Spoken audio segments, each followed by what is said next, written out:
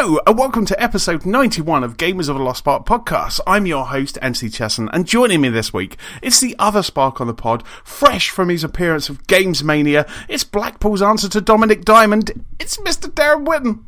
Hey, how you doing? I'm not too bad, sir. I'm not too bad. How are you? I'm brilliant. I'm good, thank you very much. I was tempted then to try my Dominic Diamond impression, but you're lucky I didn't bother. I chose not to.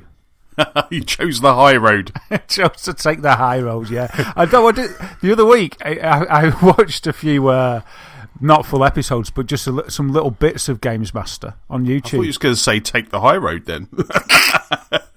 Oh, man, my mum used to watch that when I was little. Boring, I seem to remember. But no, yeah, a couple of episodes of Game Master to see Dominic in his prime. Oh, right. And it was awesome.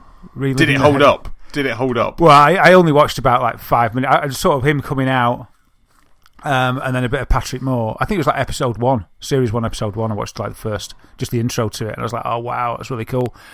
And then I fast forwarded it and saw, what was his name? Dexter Fletcher did him as well, didn't he? Yes. So yeah, but anyway, no, I didn't do my impression of Dominic Diamond. Maybe another time. Yeah, did you ever see that episode of Dave? You know, they used to have Dave Perry on there, didn't they? The Dave Perry with his bandana. He always used to wear a bandana, didn't he? He was always like edgy and cool and hip. Yeah, Axl Rose. Yeah, was his master. He was the English version of Axl Rose. Even though I kind of think Axl Rose, but no, it's Slash that might be. Anyway, so but there was that one time where they were doing the Mario 64 challenge. Oh yeah. And they were playing it on a Japanese version, and Dave Perry hadn't played it before, and he threw the biggest girl hissy fit ever, didn't he? He did have a stop. And he was proper like... I mean, we used to like sort of argue about who's best at games, but we were a lot younger than them guys were. I mean, they were ambassadors for games, weren't they, on Games Master? And yeah, they played... It was in the snow level, wasn't it, of Mario 64, and it was a contest. They both had to take it in turns. I think it was against the clock, or if you fell off, you lost, obviously. And it was the bit where you slide down from the top, wasn't it? You go in that hut, and then you slide down from the top, collect the coins, and get to the bottom, don't you? And it's a rite of passage. You had to do it in the game. Mm-hmm. And that's right. The first guy, he fell off, didn't he? Sort of. He got a fair way down, and he fell off. And the other guy with the bandana, what's his name again? Luke Perry. No, Dave Perry. I think Luke Perry was from Beverly Hills 90210. Luke Perry walked in, and all the girls swooned. And then anyway, we got back to Andy Perry. Dave. What's his name again? Dave Perry. Larry Perry. Larry Perry. So Larry walked up. Dominic Perry. So he sat down, and he was really cocky, wasn't he? Yes. He was just like, ha, ha, ha, you fell off, this is going to be easy. And he proper fell at like the first corner, didn't he? No, he didn't even do that. He basically started and just aimed straight off. Oh, did he miss it? He missed the shoot. He missed the ice platform. Did it totally intentionally. Because he had a big fit about it. So he did it totally intentionally. I thought he did it accidentally when I watched it. No, he got the controller. I'll find this and I'll stick it in the show notes, because all he did was he basically went up. He was all cocky, it was a bit of his swagger, a bit of the old Dave Perry swagger, and then all he did was just hit right on the joypad, and Mario went straight off. And then he just threw the controller on the floor and went, "I've never played it before. It's unfair." And then he just had. And then Dominic Diamond was just like, what do I do? No, Dominic, I thought Dominic was good. He gave him a grilling, because Dominic said, what do you mean you never played it before? He goes, well, it's an import, it's not included. And he said, what, so you're like consider yourself a gamer, but you don't play the biggest game at the moment? And I thought it was a fair question from Dominic, that. And he just went, well, I haven't played it. And he's like, but you're a massive gamer. What are you doing not playing it? And I thought that was pretty much in a corner. So, yeah, but I thought it's weird, when I watched that clip, I actually thought that it was just a massive accident. I didn't realise he was making a point right from the start. Oh, absolutely. I thought that he failed it by accident and then was in a big strop, and then he was like, yeah, well, I've never played it before. That's what I thought it was. I didn't know that he was making a point by failing straight away. Oh. I will find that link and I will stick it in the show notes. But when you watch it now with me opening your eyes like Morpheus in the Matrix, you will see that he did it intentionally and then just threw the controller down. I'm starting to believe. Wow. Brilliant. I didn't know that. Thanks, mate. There you go. So, yes, Games Master and Matrix reference. Oh, my God, we're so fresh and hot, aren't we? We are. Well in the moment. Awesome. So how's your week been, sir? Yeah, it's been okay. Probably the best thing of note I can talk about is Game Mania that I went to. Yes. At the Blackpool Winter Gardens. Roll up, everybody. Tea for 10 and coffee for 12. So, yeah, down at the Winter Gardens on a Saturday. It was there for the weekend, so it was there Saturday and Sunday. I just went there on the Saturday. I took Claire with me, my good lady wife. We went along to have a look. And, you know, it was a good do. It was a good affair. Met a good few cosplay people, which was good. I had a chat with those. I tweeted a few pictures of this and that as well. I met a guy dressed up as Link, who was pretty cool. And the beautiful thing about him was that when I said, "Oh, can I have a picture?" he just instantly went into character and did this pose for me. Nice. I was just cracked up. I was like, "That's brilliant, mate. I can't believe it." He went, "That's what we do." I was like, "Wow, that's awesome, man." So, yeah, chatted to the cosplayers, chatted to people round and about. There was loads of merchandise to look at, which was great. So I looked at lots of pixel art things that I mentioned before, key rings, everything you could think of. It was missing. The one thing I was thinking that I might have got for Sam that I've seen at other exhibitions was like a replica sword of like the Master Sword or something like that. But they didn't have that. They must have had everything else, but they didn't have the thing that I thought if I see one of them, I'll probably get it. So that was really cool. Then they had a HoloLens there, which is pretty cool. Again. Yeah, I know. It's like everywhere I look. HoloLens is hot in Blackpool. It is, I know. HoloLens in the north. They're all over the place. People just walk around with them now, Anthony. I'm just walking to the shops and people are milling around with HoloLenses on. It's like a futuristic utopia of AR. Awesome. Chatted to some... there were some devs there. There wasn't many. There was a group of guys that had been to the college that I mentioned the other week that took the HoloLens to Sam's school. And they'd left and formed their own development team. They said instead of going far afield, they decided to try and create something, locally. And I thought that was pretty good. They were called First Impact Games. And they had a game on show that I think they were doing their first reveal at Game Mania of. It was a PC game. It was an FPS called All Contact Lost. And it was a little bit like the level that they were showing. It was set on a planet, kind of like a moon, and you had a base. And it was a bit like Gears of War Horde mode. You were being attacked by insectoid aliens known as the Akari.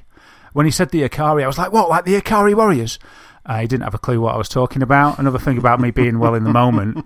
And then I realised it was Akari, not Ikari. But I don't know if you got the reference. It's bad, isn't it? I've been in games so long, I'm in references from 1989. People don't understand. They don't understand. It was a great thing to say. So it's like a horde mode, really, and you have a base and you can put turrets down and stuff, and it's basically how long you'll last, and then the wave shooter, it seems. I don't know if there's more to it. It seemed really good, and they were having a competition where you could sit down and have a go, and the highest score won a prize. They're like, "Do you want to go?" I said, "Yeah, man." Rolled my sleeves up, sat down. I was like, assuming the position over the keyboard and mouse, which I don't do so much these days, but I used to. And I was like, "Oh, yeah, this feels good." And I was like, "Right, okay, let's go." So I started off, my adrenaline was going. I was like, "Right, let's go." I started off, and I wiggled the mouse to get, just get a feel for it. And then I pressed escape. He goes, "What are you doing?" I goes, "I just want to invert." He goes, "Oh, we haven't put that in yet." Wow. And code fresh off the block. Yeah, I met my match. I just said, "I'm out." I said, "I'm out." I dropped the mouse a little bit like Dave Perry. I was like, "I can't do it." I said, I fancy myself as a gamer, but if it's not inverted, I can't do it. I'm going to have to pass. And seriously? Yeah, well, I couldn't play it. I can't play FPSs unless it's inverted. Wow. So I stood up and I was like, "Oh, mate, that's really embarrassing." Call yourself a gamer, I said to myself, but I just can't do it. And I was shocked that it didn't have an inverting, but I don't think anybody else moaned, probably in the entire weekend, just me. But I just can't do it. I think you're uninverted, aren't you? I am. I'm normal, as we like to call it. And what you should have done was taken his screen and just turned it over. Yeah, or turn the mouse upside down. There you go. And inverted the left and right. I can't. Oh, yeah. Though I'm firmly in that other camp. I don't even know where it came from. I think it came from playing Elite as a kid. And I got really used to the like down, up, down thing. But then, that wasn't on a mouse. That was on a joystick. And then my first, I don't know where it came from. Anyway, I got inverted, so I had to stand up and walk away from that. So that was quite funny. I chatted to some guys. They were talking about a comic art festival. I thought you might be interested in. In Cumbria, in Kendal, in Cumbria, in October, 13th to the 15th of October, 2017. Comicartfestival.com. Right. And they said that they were getting just trying to get loads of big names in comics to this festival. They said it'd been running a few years and they've been getting some great people down. Mm-hmm. And they were giving me all these names and stuff. And I said to him, my mate would love this. He'd know exactly what you're talking about. I wish he was here now. I said, but unfortunately, I don't really understand who you're talking about. But it looked really good anyway. And the guys were really nice. And then there was, apart from all the merchandising, and the guys talking about festivals and new games and things like that, then there was a big sort of central area with retro games in. Everything from... I saw some systems I'd never even seen before, but they had BBC Micros, Commodore 64s, Amigas, Atari ST. I was like, oh, wow, Atari ST just the same as I used to have, Atari 2600s, and the Atari and Amstrad computers. And then they had arcade machines and consoles and a row of old pinball games. It was great. There was a massive queue for House of the Dead, which I didn't understand because there were so many games in there. I saw this queue. I said to this guy, is this a competition? Is this a tournament for House of the Dead? And he went, no, I don't think so. I said, why is there a queue? He said, just want to play it.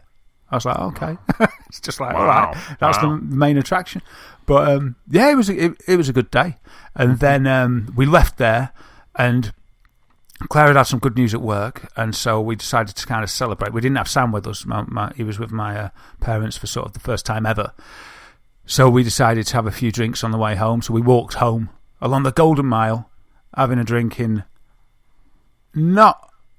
most bars on the way home. So that we had a great time on the way home as well. So yeah, it was a good day. That was my Saturday. It was cool. So basically, you did I'm just going to say Brighton. You did a Blackpool pub crawl basically on the way home. Is that what you did? We did. We pretty much did. Yeah. I think we went to 12 different pubs. Wow. And it was great. It was really good fun. I don't think we realised how much we drank, and we went to quite a few cocktail bars. And yeah, it was great fun. We went to one hotel.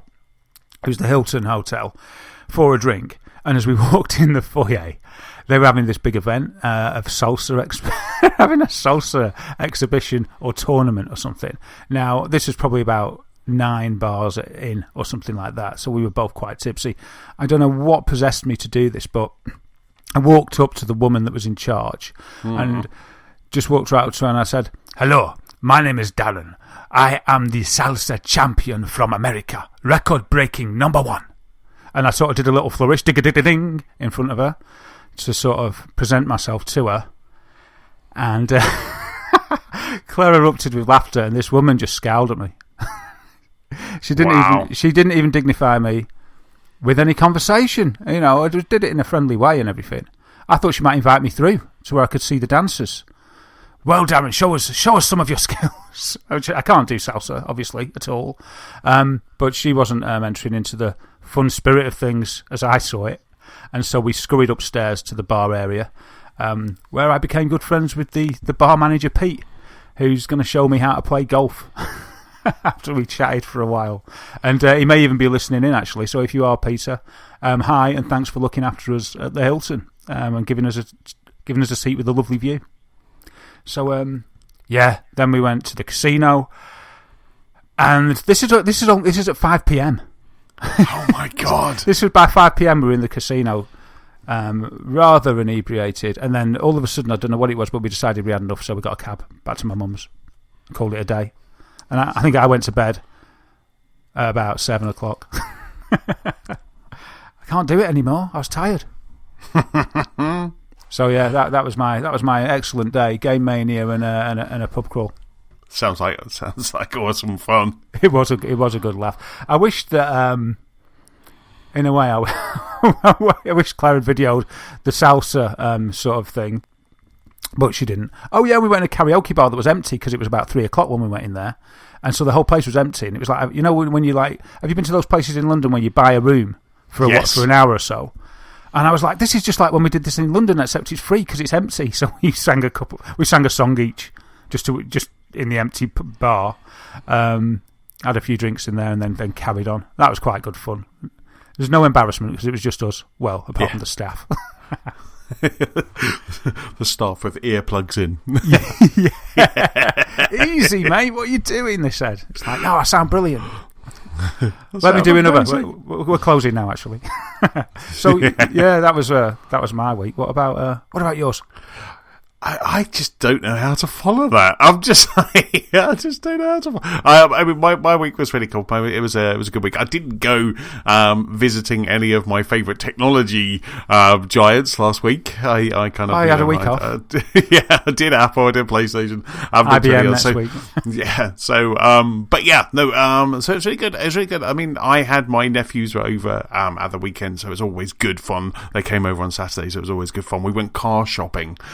Which was really cool. So we went kind of looking for like new cars, both for us and also for them as well. So we went and kind of had a look at new car shopping, and I was just, oh god, that was so much fun. There's so many gadgets out there with the cars. I'm just like, oh. So it was very cool. It was very, very, very cool indeed. Oh, wow. Did you get looked after by the salesmen? No, not really. It was so busy. Oh, yeah. Oh, right. Oh. And even me, I was very excited about, because we went into BMW first, and because my brother-in-law is like a BMW nut, so we went into BMW first, and I was just like loving the kind of i3s and i8s, the kind of electric cars, and they were just like every salesman in the garage was basically dealing with someone, so no one even came anywhere near or by. I was eyeing up the Nespresso machine. Yeah. It's not an added extra in a car. It was just they had an espresso machine, and I thought I could get myself.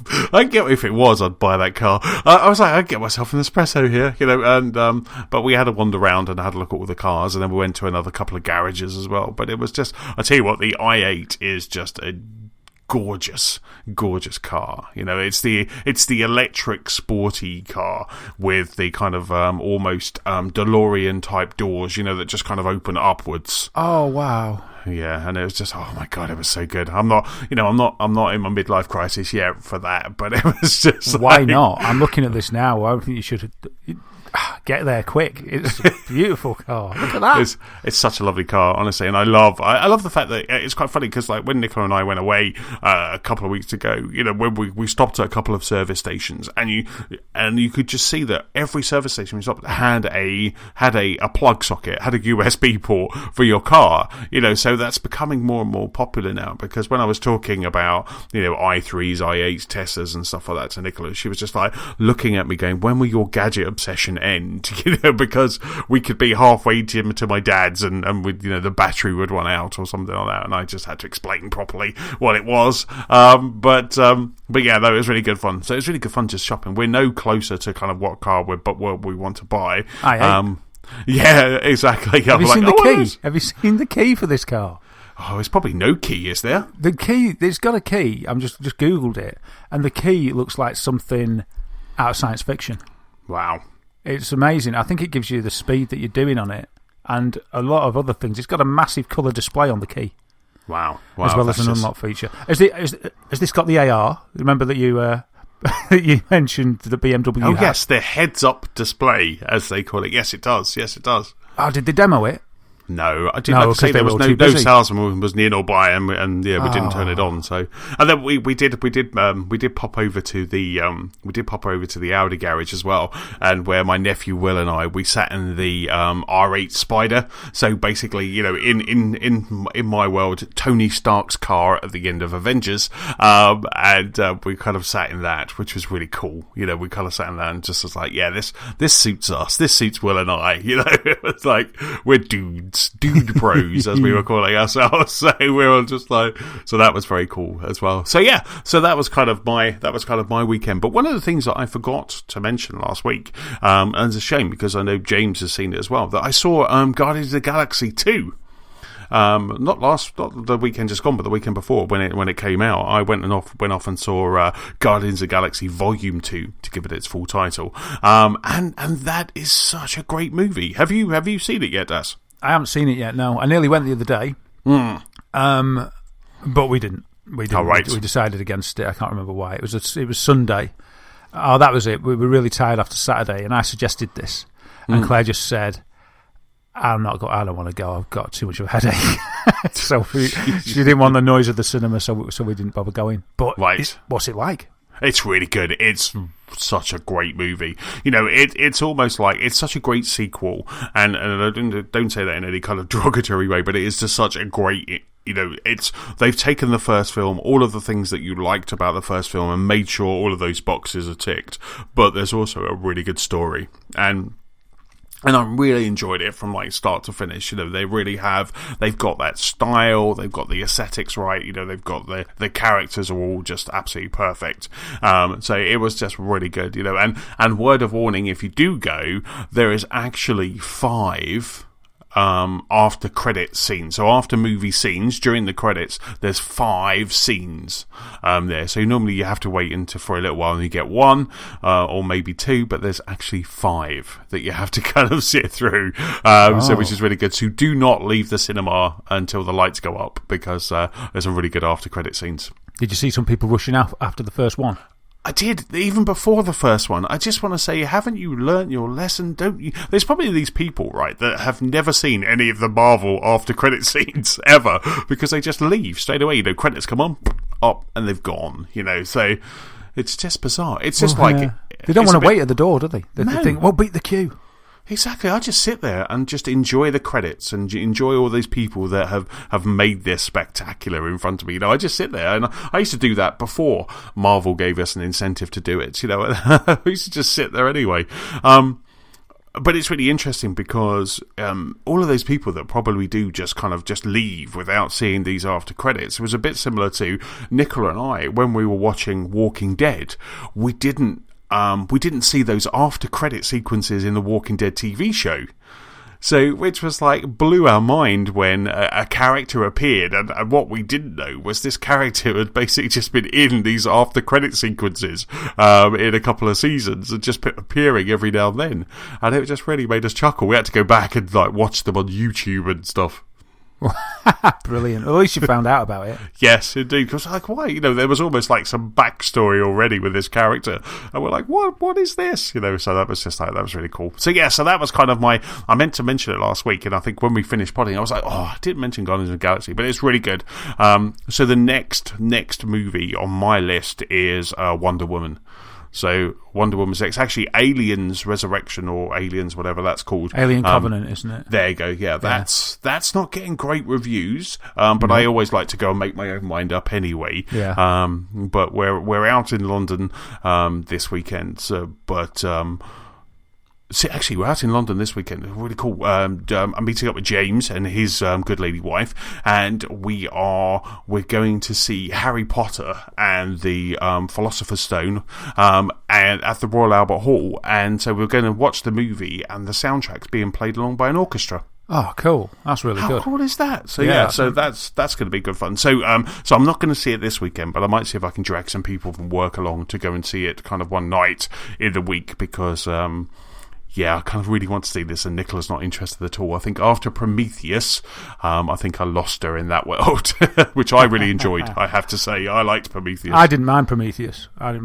So I don't know about Alien Covenant because I haven't seen it, but I was sort of hoping, I was hoping that Prometheus was the alien, and that Alien Covenant, that at the time I didn't know what it was going to be called, I was hoping the second film was going to be more like the Aliens film. Right. So more sort of action-packed. But it seems from the reviews that, and some of you, like, it's been quite divisive, I think. Some reviews said it's great, some have been a bit less full of praise.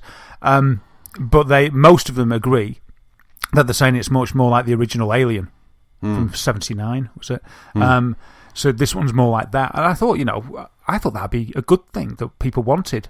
But I suppose it's just a subjective thing, isn't it? But the question is about Guardians, man. Just to get the other side of how good it was, did we hear the sound of a zip on a handbag as the iPad came out for Nicola? Oh, absolutely not. No, she was enthralled. She was absolutely enthralled from start to finish. And when we came out, we geeked out awesome. About how cool it was. She said, no, that's just such an amazing movie. So, and it's quite funny, actually, because a couple of days later, I was like, I fancy watching that again. And Nick was like, yeah, I'll come and see that. You know, I'm happy to see that. So yeah, though, she was absolutely loved it. I think she might have a bit of a fondness for Chris Pratt, or Groot. I don't know. But she absolutely loved it. And she thought it was absolutely fantastic. Cool. And Blade Runner 2049. It's not far away, is it? No. Did you see the new trailer for that this week? That's what made me think of it. Then when you were listing films, I was like, what film have I just seen the trailer? I was like, oh, yeah, that one. Yeah. Yeah. So we had Blade Runner 24. I'll tell you what, I really want to see. I really want to watch the original. I had a quick look to see if there was any Ultra HD versions of it, but there isn't at the moment. So I just want to grab a Blu-ray and watch whatever cuts I can get. I'll probably watch the last cut, which was the 30th anniversary one. Yeah. But I really want to watch that before I watch Blade Runner. That's what when I watched the trailer, it made me want to watch the original as well. But I've got the Blu-ray. I'm sure I have. So I'll have to have a look through my Blu-ray library and dig it out. I'm absolutely positive that I've got it. Because there's films in my Blu-ray stack that I've forgotten about or just never watched, or both. I've forgotten about. Like the other week, I felt in the mood for watching Scarface, so I had a look at what I got and I was like, oh, demon, I've got Scarface. It's like going into a little shop. I was like, oh, look, babe. And I took it out, and it wasn't in the shrink wrap, but we put it on, and I swear we'd never watched the Blu-ray version before, and the restore was amazing. Wow. I'd never really seen the scar on his face that clearly before. And because it started off, I was like, has he even got a scar on his face? And it started, and we were like, yeah, totally. And it was like, wow, we're just saying, how have they done this? And I just sort of said, well, Claire, they've got the original material and restored it, sounding as if I knew what I was talking about. I don't know what they do. But it was, from the age of that film, it was cool. So, yeah, I saw that trailer for Blade Runner, and I just thought I'd really want to see the original once again in sort of, like you wanted the ultra depth. And I thought, yeah, I'd love that. But if there isn't one, that means I'll be watching it in the highest quality we can get, which is 1080. Exactly. I did the normal thing after that trailer. I went to Amazon, I went to Netflix, I went to Sky, to all the kind of quote unquote freebies, to see if any of those had it. And I was like, no, okay, right. And then, I had a look on Amazon, the store, and it's really cheap to buy that 30th edition with the unicorn, the kind of origami unicorn on the front cover. Oh wow, I can't remember what mine looks like. I'll have to have a look and see. I might have a look, take a picture, and send it or tweet it so you can see. Absolutely, they'll be superb. So that's kind of our movie chat. So what have you been playing? What have you been playing this week, sir? I've been playing. Where should we start with this? I created a Japanese account on my Switch. Right. And I had a look through the games and sort of worked out how to discern if there was a demo available. And I found a demo that I hadn't noticed before, but I believe it's been on there for ages. And you can't really tell what it says, but it's called Spelunker World, anyway. And this is... So I downloaded it, thinking, I'll have a look at this. And it's a really cool little game. Apparently, there's a full version you can play on the PS4 for free. Free-to-play version. It's called Spelunker World. Right. But I didn't download that after liking this game, simply because it was offline, single-player only. Whereas the Switch version... I was playing it 2-player on the TV. I haven't tried, but I think it supports 2 players on the Switch portable mode as well. And that was the hook for me. It was really cool. So I was playing 2-player, and what it is Spelunker is a little bit like Spelunky. But it's not. It's like Spelunky in the fact that you go mining. So you're a little guy or girl.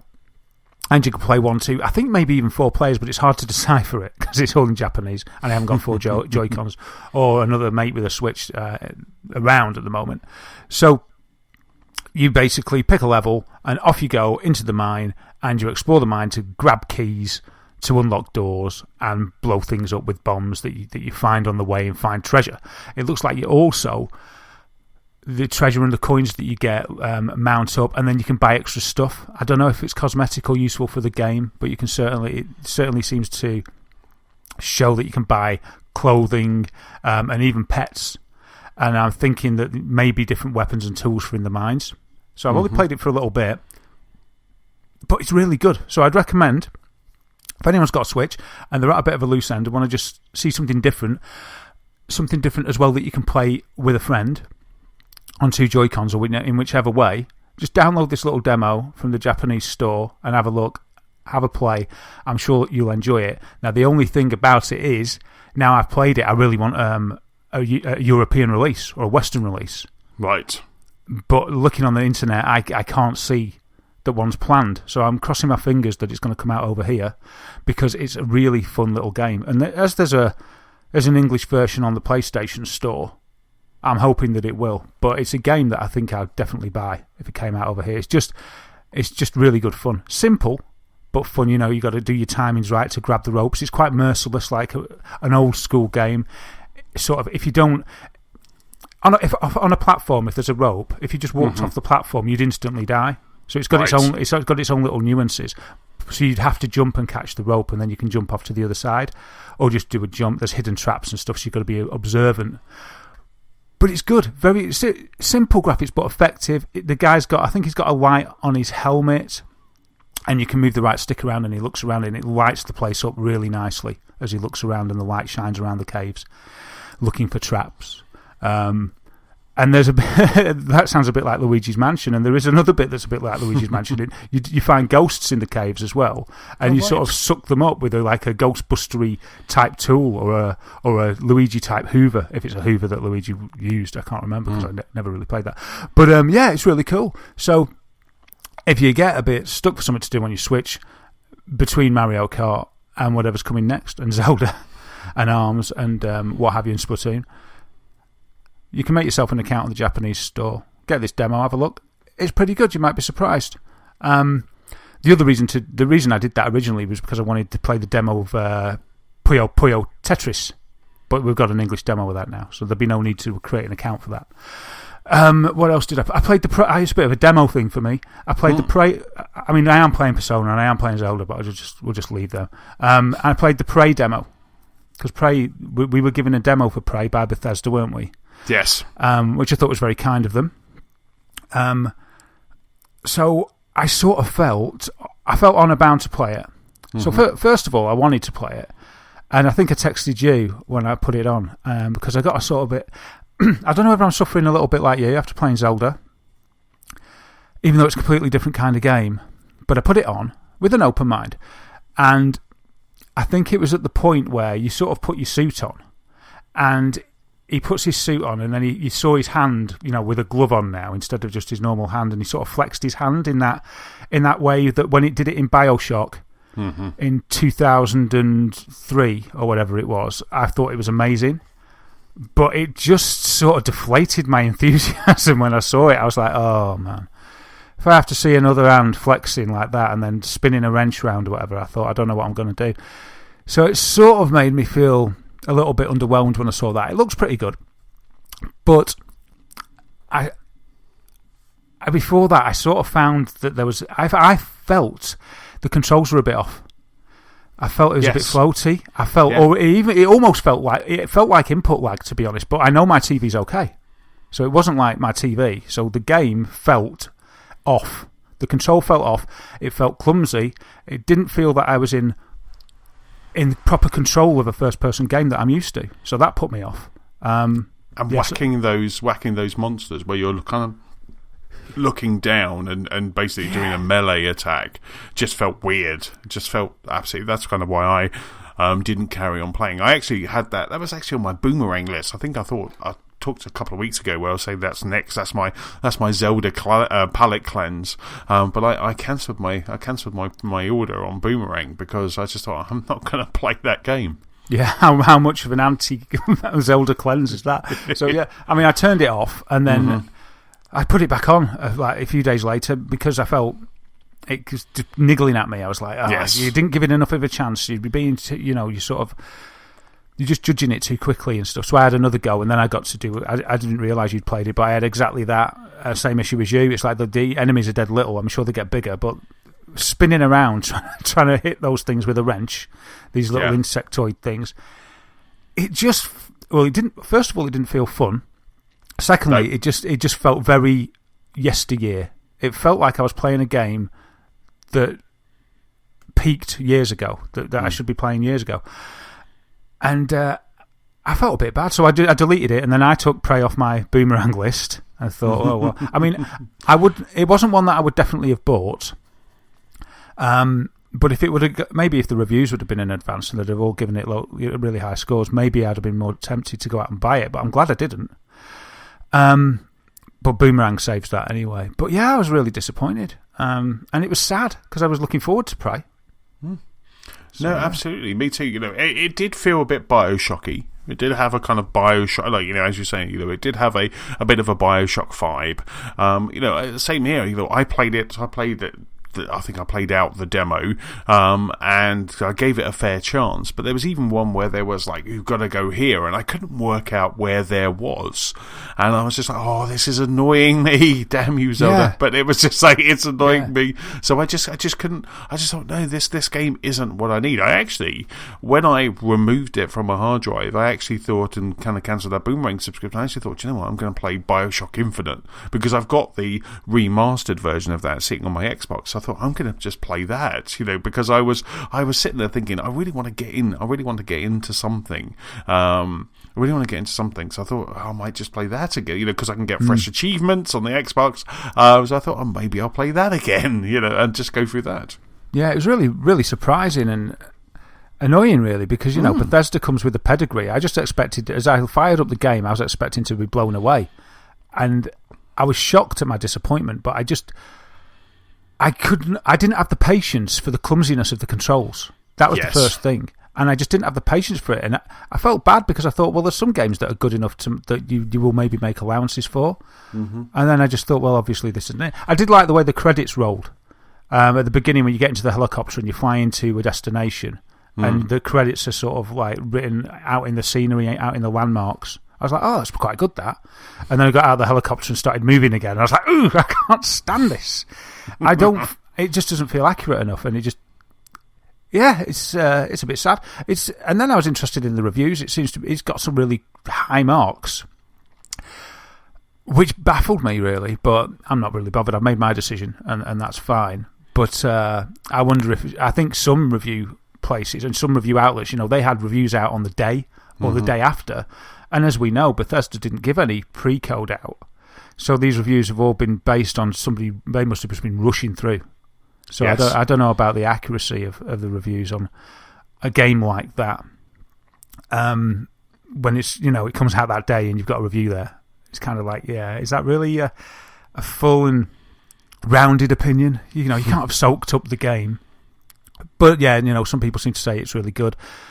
And other people say not so good. So it's been a bit of a divisive one, but I just I couldn't get past the controls, really. It looked nice enough, but that was it. And trying to hit those things with a wrench when the controls don't really feel that good. I mean, maybe the full game's better than the demo, but I'm out. Because you pick up a shotgun at some point, and I think I used that shotgun quite quickly. I think I used that kind of quite quickly, and like you say, it just all of the controls just felt off, and I just felt like I was. And I know this happens in a lot of first-person story games, but I just felt like I was just. I had no connection with the game whatsoever. I just felt like I was just going through the paces where normally you're like, oh god, this game's amazing, as I do whenever I fire up Zelda, which I did again on Sunday. It's just like, you just go, oh yes. That bit where the window smashed, I actually did. I was like, wow, that's really cool. And then I thought, there's hope, but then there's the controls and. I think, like you say, I felt exactly the same. The guy started coming on the earpieces, like going, "You got to go here," or like reading emails, which is really clumsy to do as well because of the controls to read the story through the emails on the computers. I just like that. It just feels like Deus Ex from 5 years ago. Yes. Not even the last Deus Ex, the one before. Yeah. Exactly. Yeah. So I'm the same. It was quite interesting because a guy at work, he's actually just about to finish it, and like I say, they're similar to those reviews you were talking about. He's having a blast. He said that he said I stuck with it. So I don't know if he's actually having a blast. He said he was having a blast. He said I stuck with it. So I don't know if it's kind of doing it just to get to the end of the game. He's paid his 40 quid. He's determined to have a blast. Absolutely. And it's really interesting because I I always kind of think that sometimes games that you maybe either get for free with Games with Gold or PS Plus, or demos, that sometimes you don't give them enough of a try, and that's why I continue playing this demo. You sometimes don't give them enough of a try because they are free, because they are a demo, and so you know the ones that you want, but those extra games that are kind of around the periphery, which are those PS Plus games and the Xbox Gold, sometimes you're just so flippant with them because you get them for free. And then always kind of in the back of my mind whenever you were given a code and you need to preview or review a game, that's always in the back of my mind. But it's like, have the mindset that you paid for this, because that definitely does change how you react to that game. Yeah, absolutely. Yeah, I mean, that's why I fired it up again for the second time, because I was just thinking, come on, Des, you're just being too harsh. There's got to be something here. It's Bethesda, for goodness sake. And I have read that it's one of those games that you take your time with and enjoy, and there's different routes and things that you can do. But I don't know whether it's the Curse of Zelda or what it is, but it just didn't click with me. Maybe it's just that I'm not in the mood at this stage in my gaming year, or my gaming schedule, or my gaming life. I don't know which it is, but I just was like, I'd really tried, and I didn't complete the demo, Anthony, I must say, but the second playthrough, I must have played it for a while, and I was taking it easy because I kept dying. I was taking it easy, exploring everything, having a look, lifting up the coffee cup and going, oh, that's interesting, and throwing it and stuff like that, exploring the physics. And in the end, I think I got the thing that you put on your face. I forgot the name they give it for you, but the thing that enables you to get more skills. Went up to the lobby, went through a few more bits. Oh yeah, opened up into the main hub, and then I just kind of was like, I just couldn't bear it. I just thought, nah, I can't play it anymore. Let's just call it a day. Wow. Yeah, so that was that. So that was a pre-demo. That was a pre-demo. And then the other one we've both been playing, so do you want to talk about your games and then we'll both talk about the biggie? Yes, absolutely. I mean, the only other thing that I've been playing more of this week is Mario Kart. So we've been playing Mario Kart 8 Deluxe. I managed to get 3 stars on all of 100cc, so which I was very proud of until James then tweeted a picture of 3 stars in all of 150cc. So the gauntlet has been laid down, and that's kind of my next thing that I'm doing now. So I'm kind of going through 150cc, and that game, I tell you, it's similar to Zelda. It's similar to kind of, I guess, every game on the Switch, but when I jump on a train for a commute, it disappears. The time just disappears. I get my Switch out, and before I know it, I'm hearing that I'm at Cannon Street or London Bridge, which is a good hour on the train for me. And because I sit down on the train, have a quick scan through the Metro, because there's never anything any good in there anyway. A quick scan through the Metro, which is a free paper in the UK. I have a quick scan through the Metro, and then I just kind of get my Switch out, and then before I know it, that's it. I'm at London Bridge, and I'm just like, I'm gonna miss my stop with the Switch. But I was just I've been playing Mario Kart a lot, and I had jumped on with James and another friend Steve. We jumped on Sunday and had a bit of an evening, kind of having a race, which was just so much fun. And I think James won every race apart from one that I won. But it was just so much fun, just kind of just trash talking and just having a giggle with every race. It's just so much fun, and hearing where James gets blue shelled is I just want that on a loop. I want that when he calls my mobile, just hearing his scream of anguish. But hats off to him, because he is just a damn fine Mario Kart player. And I'm just like, I'm so training to try and beat him. So at least you got a goal, you see. I like it. I like it better when you've got that. Let's call James the shining light ahead. Yes, and you can focus on that, and you can try. He's got nowhere to go. Exactly. He's already reached that lofty platform, whereas you can strive. One day, you're always thinking one day, but it's harder for James to focus because he hasn't got that unless he's got somebody in front of him. Yes, indeed. I mean, yeah, absolutely. My red shell is just focused on him because it is, it is just so good. I do think it's potentially my favourite Mario Kart. You know, I know Double Dash is a great one, but and other games like the N64 and also the handheld ones. You know, Mario Kart's amazing, but there's something about all of these courses, whether they're old with a little twist or the new courses, that I just absolutely love them. And I think because it looks so lovely and shiny and it's just gorgeous, you know, that just helps as well in my eyes, because I am, you know, we know I do like my graphics, so you know, but I'm just having so much fun, whether it's single player, whether it's just a quick local go with Nicola, or whether it's you know, online using the Xbox Live network, you know, whether it's just any of those, it's just always fun, you know, just sitting on the train and just kind of enjoying it, and I just love it. And it, you know, we'll get to how that's also affecting me in a moment, in other racing games. But it's really funny because these two games that I've got on my Switch are more than worth the price of that console. But no, I'm absolutely loving. I'm still, what I've started to do is, you know, you can tell I'm desperate. You can tell I want to kind of get the best I can be and shave off those seconds, because I've started to. Normally I'm Mario. Normally I kind of play as Mario, but what I'm starting to do is mix it up a bit now. So I'm changing the wheels. I'm changing the car. You know, I'm doing all of that now. So I'm trying to get the optimum model for my racing style, and just absolutely just having a blast at the same time. Brilliant. I don't know what my racing style is in Mario Kart. I've just always picked Toad. Right. Because they have got different characteristics, haven't they? The different characters and the different cars. I mean, it shows you the cars, but I think the actual characters have different. Like, I think you can. The big heavy characters reach their maximum speed, and I think the little characters have got faster acceleration. But I don't know if it shows you that unless it does now on the deluxe version.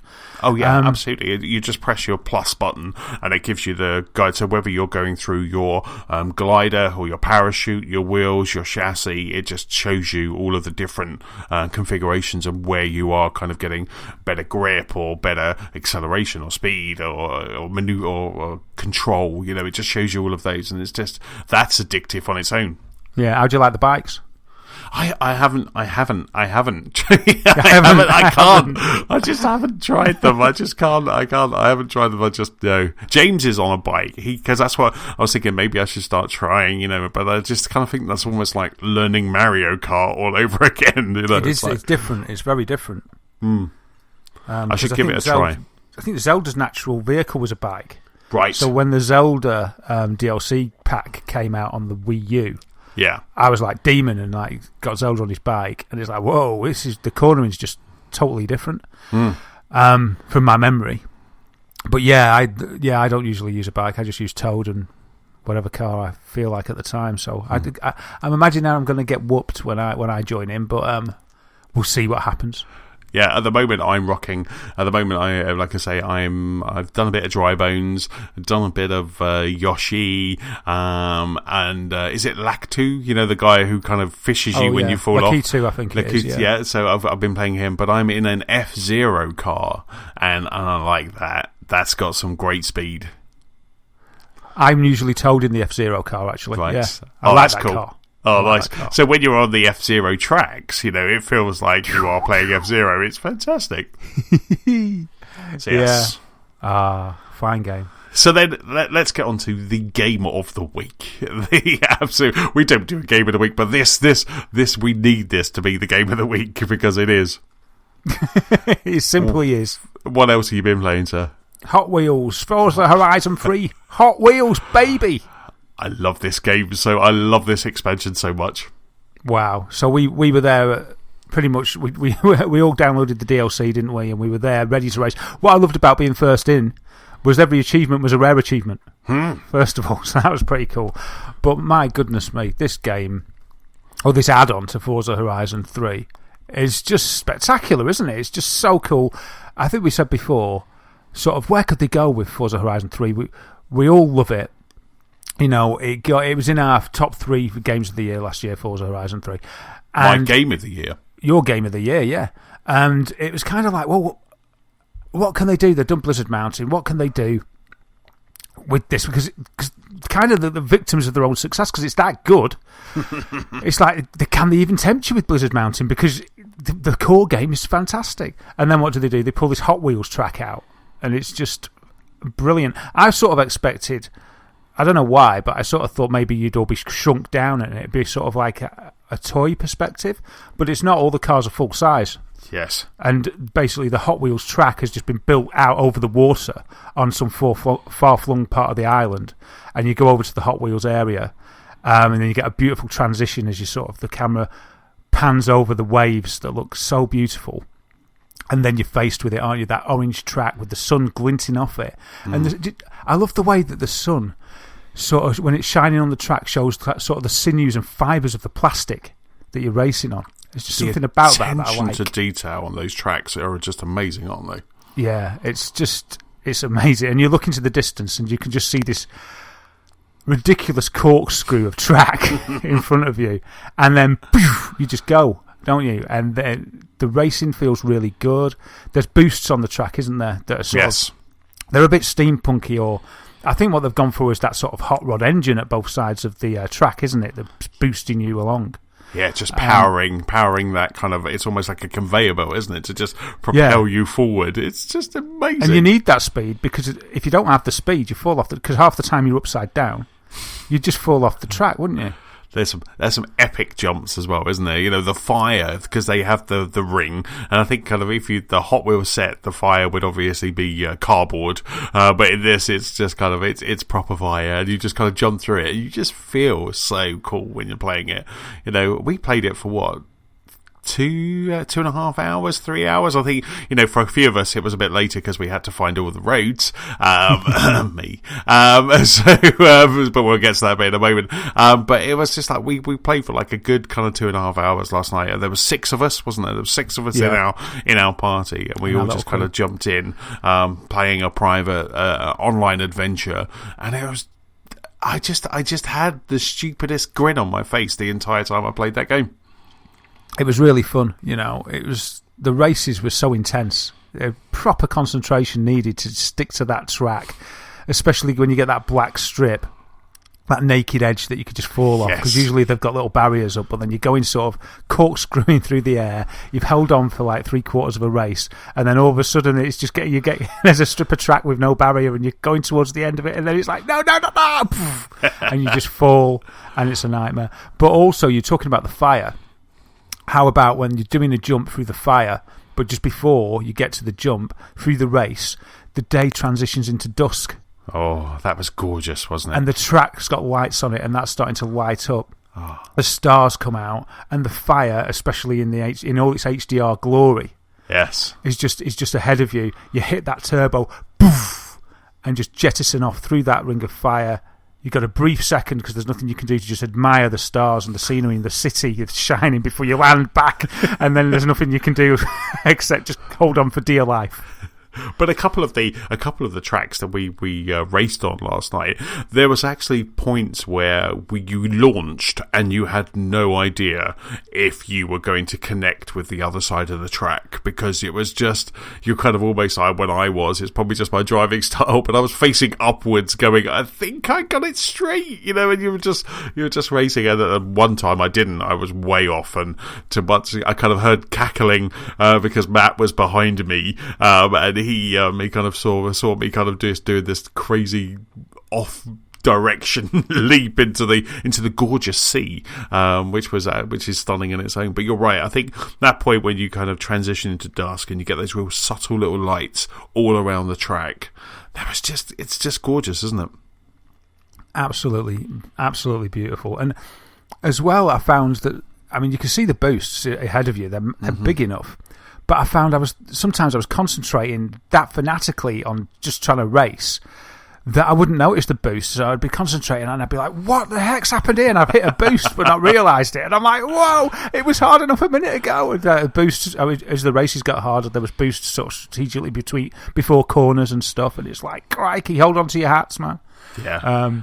I mean, Right. I did say that, kind of Mario Kart had ruined me slightly, and it was because in Forza, because what I started doing right at the start was I was almost kind of doing that jump into the corner, and I was trying to boost around the corner. So when I first started playing Forza, I actually thought I was playing Mario Kart, and I started trying to do all of that. There was no red shells, but so it was really funny, just kind of how my muscle memory was like, right, you're racing on a crazy, awesome arcadey track, so you must be playing Mario Kart, but I think they've captured the essence of Mario Kart in Forza Hot Wheels, and obviously we kind of like talked to Forza Hot Wheels is a brand new expansion for Forza Horizon 3, which is available now.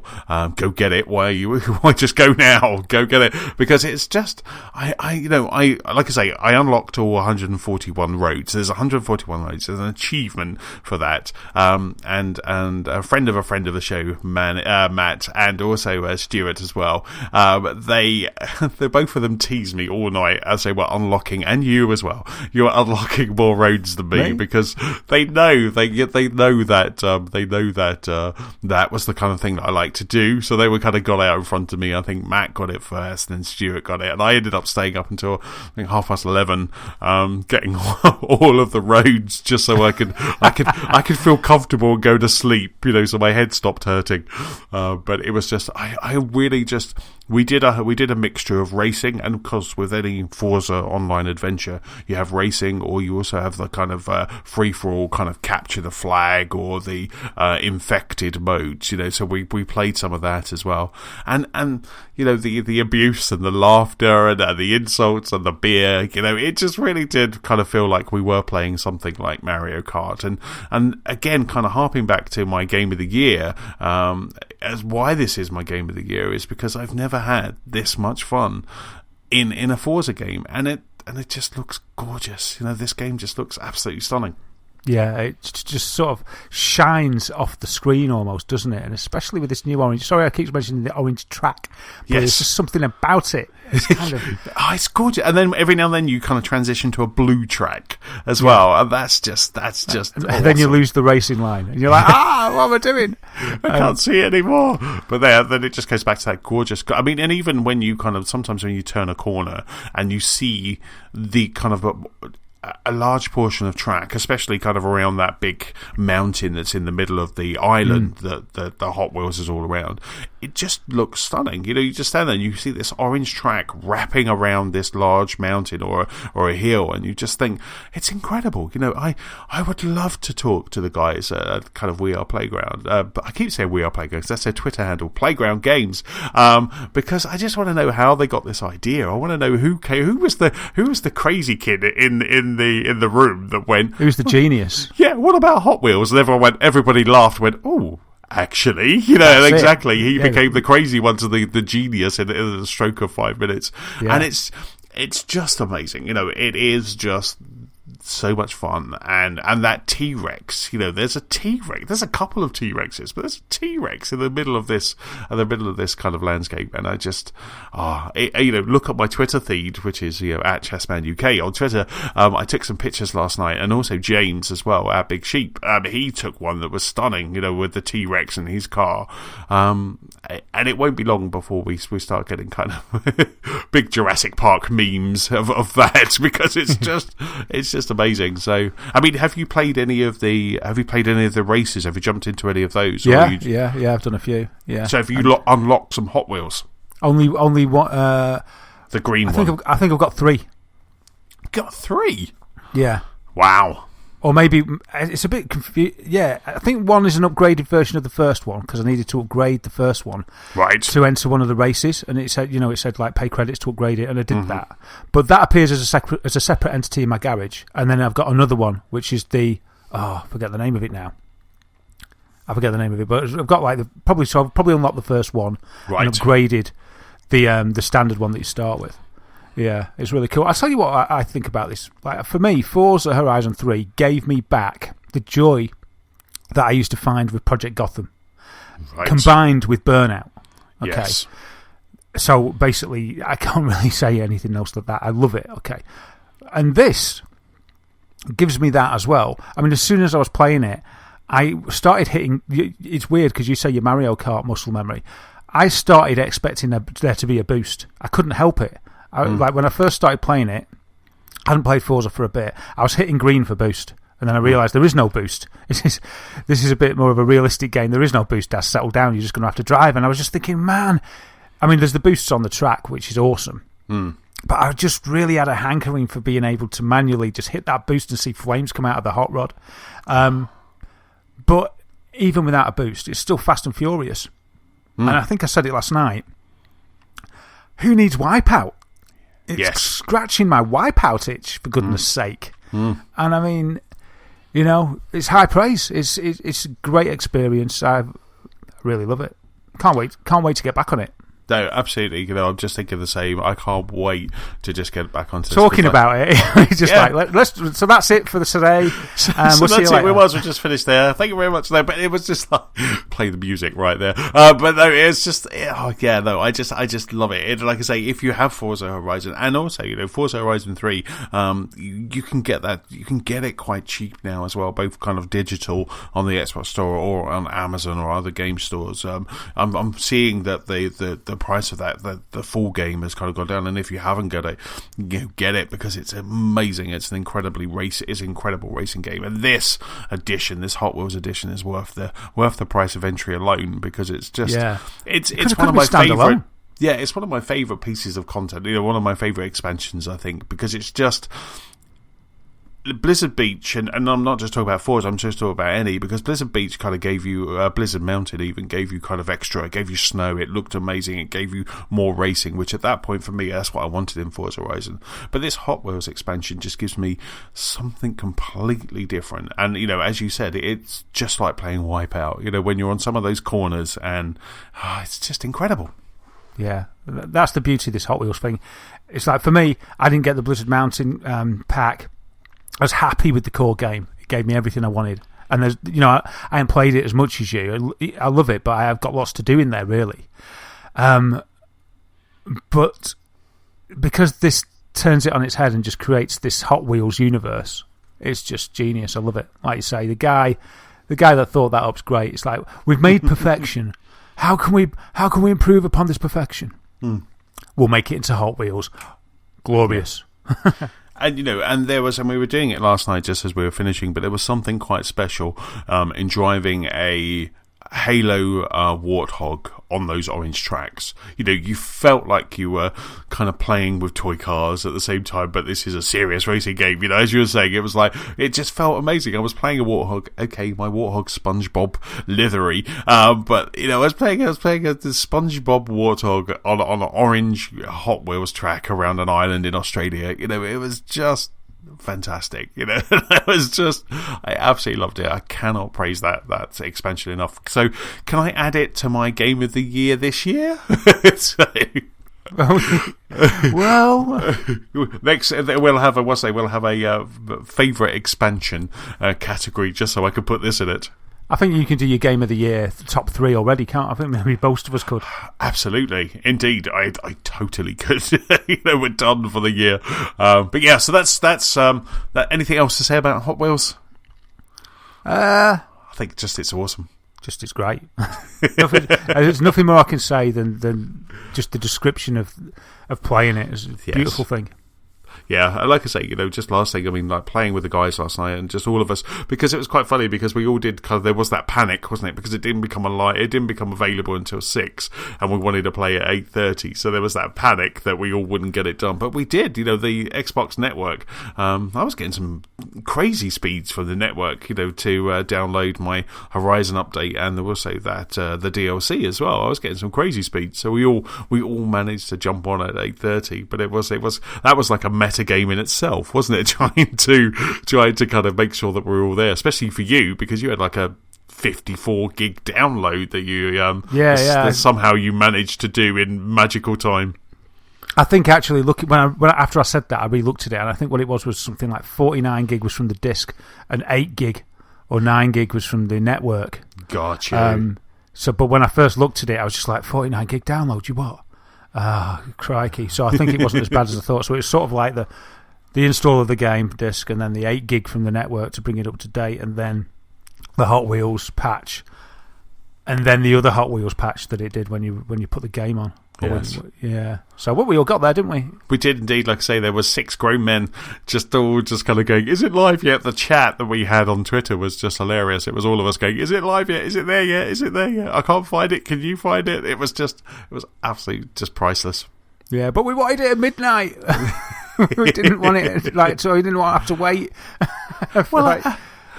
Absolutely. I mean, 18 Major Nelson. hours. Exactly. Major Nelson tweeted out in the morning. Said that the Hot Wheels expansion is available now. And I was doesn't think about us, does he? He No. doesn't think about Blighty. I wanted to reply and go, "No, it isn't." Not for some of us, Phil. I mean, Major Nelson, Larry. But it's fantastic. So I cannot. Same here. I can't wait to jump back on after we finish podding. Yeah, big recommendation. Really great. And making a great game greater is a difficult thing to do, but yeah, it's like fresh air. Yeah, absolutely. Playground games, thank you very much. And so, let's start the news section. And in this week's news section, the Pachter Factor is making headlines again. We have the first Scorpio accessories have been announced, and holiday games are hitting the headlines already. But Daz, first piece of news is with you. It is, yes. So in the latest Pachter Factor, Mr. Pachter, the guy that we all respect and love, he has some good thoughts. Sometimes you might disagree, sometimes you might agree, sometimes he's right, sometimes he's wrong. But he makes quite a good case, I thought, in this recent episode, and I'll put the link to the show in the show notes, about DLC and microtransactions and why we may stop eventually seeing DLC or paid DLC being as common as it perhaps has been. And he mentions that there's maybe maybe we're on the cusp of a turn at the moment as well. Okay, so what he says is that basically the DLC iterations suffer from diminishing returns, with the first, say, DLC episode in a series selling the most, and the next one will sell, say, half of that. And if there's another one, it will sell half of that. Okay, so you get these diminishing returns for each slice of DLC. Okay, that's why the season pass was introduced. So the season pass was an idea with companies used to tempt gamers. While the hype's sort of at 11 out of 10. So when you're at that stage, right at the start, when the marketing still hit people still sweltering and staggering from being hit with the hype, they've got the buzz of just buying the game and getting this season pass. I think the statistics are that more people will be likely to do that, and the season pass would include everything. And right. That way, you get more people buying all the DLC, okay? Mm-hmm. Which is a better result than getting this diminishing returns of, when you release it, don't have a season pass and just do, say, 2 months one DLC, 2 months another DLC, and getting half the sales from each one. Mm-hmm. Okay, and the reason that you want more people to be buying all the DLCs is because for games that offer extra things like microtransactions, the more people you've got playing the game, the more chance you've got of them paying more money within the game's economy in microtransactions. Okay, so if they're successful with a season pass, it would keep the amount of players playing the game high, like at the start of that zeitgeist, unlike when following previous DLC models there were players owning everything. Well, the amount of players owning everything, say 3 DLC iterations in, would be vastly reduced. So lots of gamers would have given up because they probably couldn't be bothered with keeping up with the DLC. So you'd get a big spike at the start and then DLC, and you'd lose and then lose, and so by 6 months in or whatever, you'd have a much more smaller representative sum of players playing the game, which means you've got less chance of getting more revenue from microtransactions or whatever in the game. So he said that he noticed a difference with Halo 5. He said that there might be others, and I can't think of any others, but he used Halo 5 as an example, and I liked this as an example. He said that the guys over at Halo with 343 Industries made the change, and the change that they made was that they gave away the DLC for free for 6 months. Okay, and he had a chat with them about this, and he said why? And they said that the reason was because they lost players with every new DLC on the other Halos, just like I just explained. And they said to him that with Halo 5, the cumulative spend over the 6 months where they gave all the DLC away for free was greater than all the DLC sales for any of the previous Halo games. Wow. So by just keeping everybody on the same level playing field, they made more money through whatever the microtransactions are within Halo, in Halo 5, than they did through slicing and dicing it and piecemealing out the DLC like they did on the other Halos. And I just thought that was really interesting. So it's as if his message really is that if people give away the DLC and keep the player base up, but they have microtransactions in the game, what the Halo 5 example shows is that you'll make more money by doing that because the more people you've got, the more customers you've got in there will be more likely to spend more money just within that game's ecosystem by being kept as part of that ecosystem than cutting players off at stages by selling the DLC. And I just thought it was a really interesting point. No, it really is. It's a really interesting point, but I guess what they're talking about there is competitive multiplayer, aren't they? It's competitive multiplayer where you kind of, like you say, Halo, Gears, where they kind of just have map rotations and they're just giving out those new maps. They're constantly kind of adding content to those games. Yeah, stuff like Titanfall, things like that. Yeah, exactly. So they're just kind of giving you that kind of extra online. But I guess, for me, when I think of like DLC, I think of like maybe more story or something like that. And so I guess you can never really, if you want more story, do you just wait for the next game or are you, because you're never going to get more story or more content like that for free, are you? You're never going to get that. I think his argument's only applicable where microtransactions are available within a game. So it's that online kind of competitor game. Yeah. It's because even maybe it's just FPS only. In fact, maybe it only works with FPSs. Well, Uncharted did that, didn't they? For their online, Uncharted's free as well, isn't it? Yeah.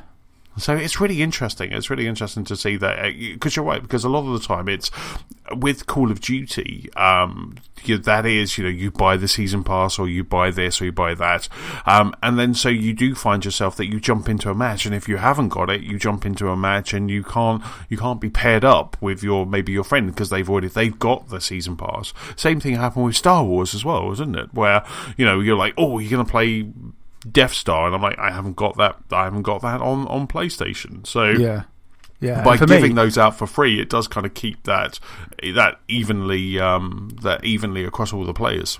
Yeah, so everybody can play all the same stuff, which means the example he's saying there with Halo is that if there's enough players there keeping playing, they'll throw a bit of extra cash into the game, and because they'll have more players. So he said that it wouldn't really work for Call of Duty. He said for Call of Duty, he's got his passionate fans that only buy Call of Duty. They're only interested in that.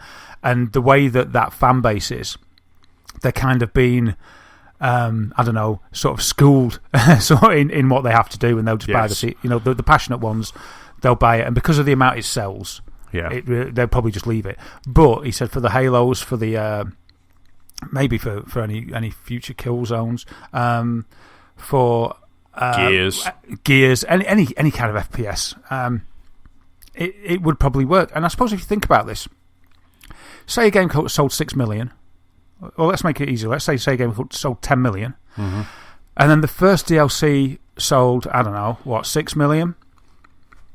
Okay, so all of a sudden you've lost some players there to 6 million, and then the next DLC only sells like 4 million. So then you've kind of only got the 4 million that can play everything.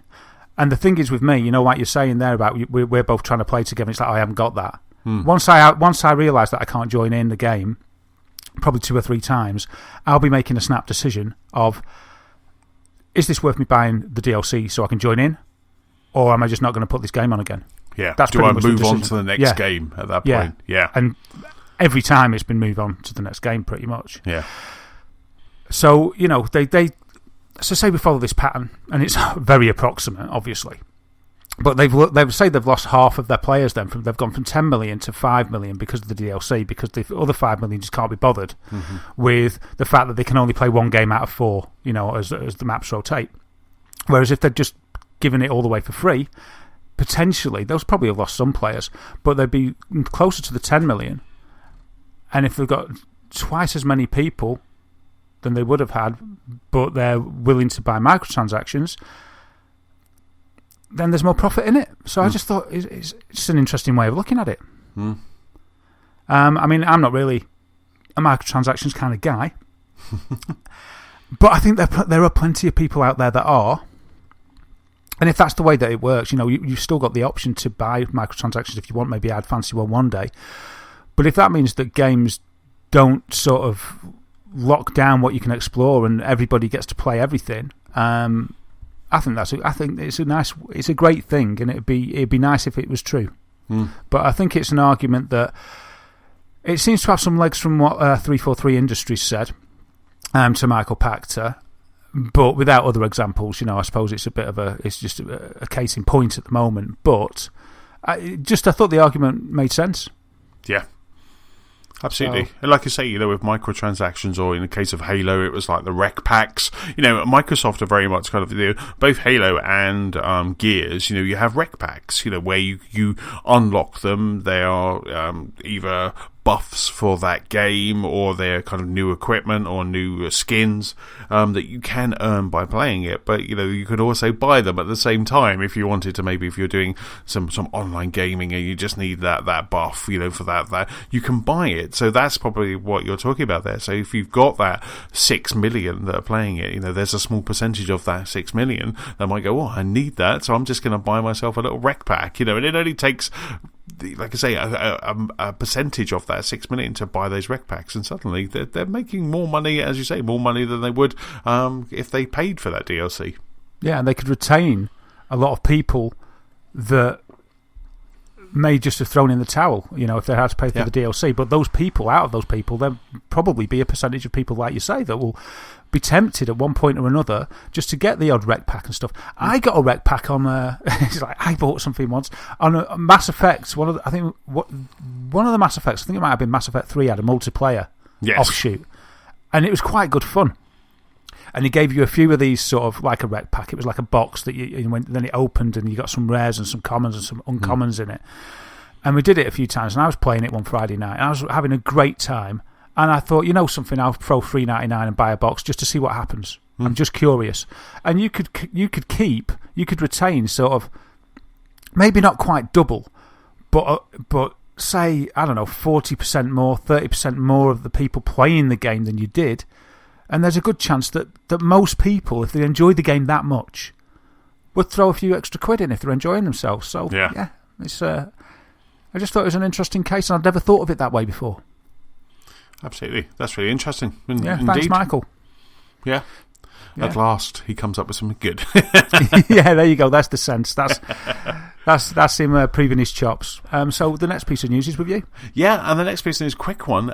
It's just that we have the first Scorpio accessory has been announced, so I'm quite excited about this. This is I got an email of the other day from a company called Lucid Sounds, and Lucid Sounds are they used to be the makers the Triton headphones. So our first piece of our first kind of accessory for Scorpio are wireless gaming headsets from Lucid Sounds, and the ones that they were showing off this week were They were the LS35X. Now these are Scorpio kind of only headphones. They do have a couple of other models. They have an LS30 and an LS40. The LS40 is kind of a 7.1 surround sound DTX headphones, but the LS35 are wireless gaming headphones. Now the great thing about these compared to other wireless gaming headphones that I've tried is that these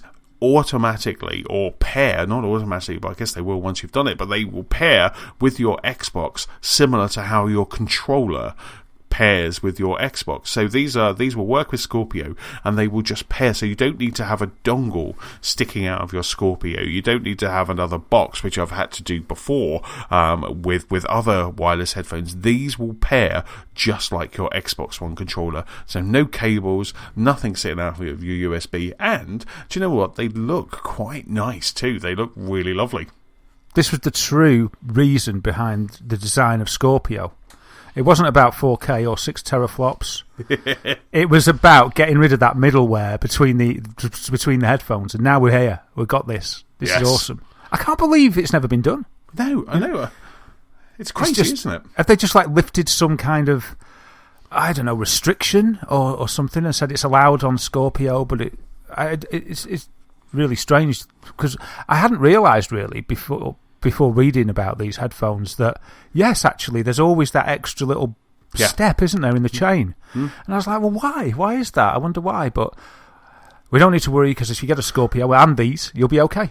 Well, exactly. I mean, previously I had those really nice pair of 7.1 wireless Triton headphones from the makers of they used to be Triton, they're now Lucid Sounds. So I had their headphones. I had to I sold them on eBay because they were squishing my head because I have a rather large melon. But I really liked the sound. Did you used to use them when we started podding? No. Or is it? No, no. You used to say that you used to get crushed by your earphones. Yes, no, they were the ones, I think, on episode 3. Yeah, we were right. On episode, I didn't use them for the pod, but for episode 3, I think I bought them just before that episode, and I reviewed them on one of our pods, and that was it. They were squishing my head, and they were giving me a headache. So because I just couldn't get them to be I couldn't open the band enough. So I had to sell them on eBay, unfortunately, because they were gorgeous. But there was this dongle that I had to plug in, so I already have enough wires thanks to PlayStation VR. So I had to plug this in, and that was kind of sitting on top of my Xbox. So really, sort of someone who hates wires and hates those visible accessories, it was really annoying me. So to hear that I mean, I already have a fantastic pair of headphones, but to hear this, that these are wireless and that they look quite sexy, it was really cool. I thought, yes, maybe you're right.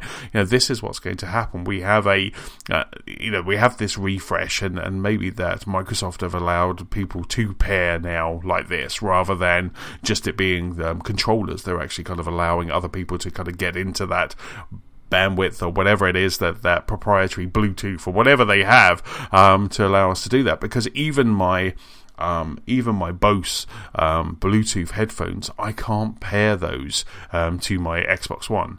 I just can't. So knowing that you kind of have this, I'm quite excited about this, and I'm going to look into them. I think when they come out, there's no price at the moment. There's no price for them, but they look very sexy. Yeah, that was my next question. Was the old price? We'll see as we get near a release. Does it say that they'll be at launch, or just that they're coming soon? No, it basically just said, yep, they're the first pair. Claims the device pairs up with Project Scorpio. This was from IGN, like an Xbox One controller, meaning no cables are necessary, and that's it. So they have no.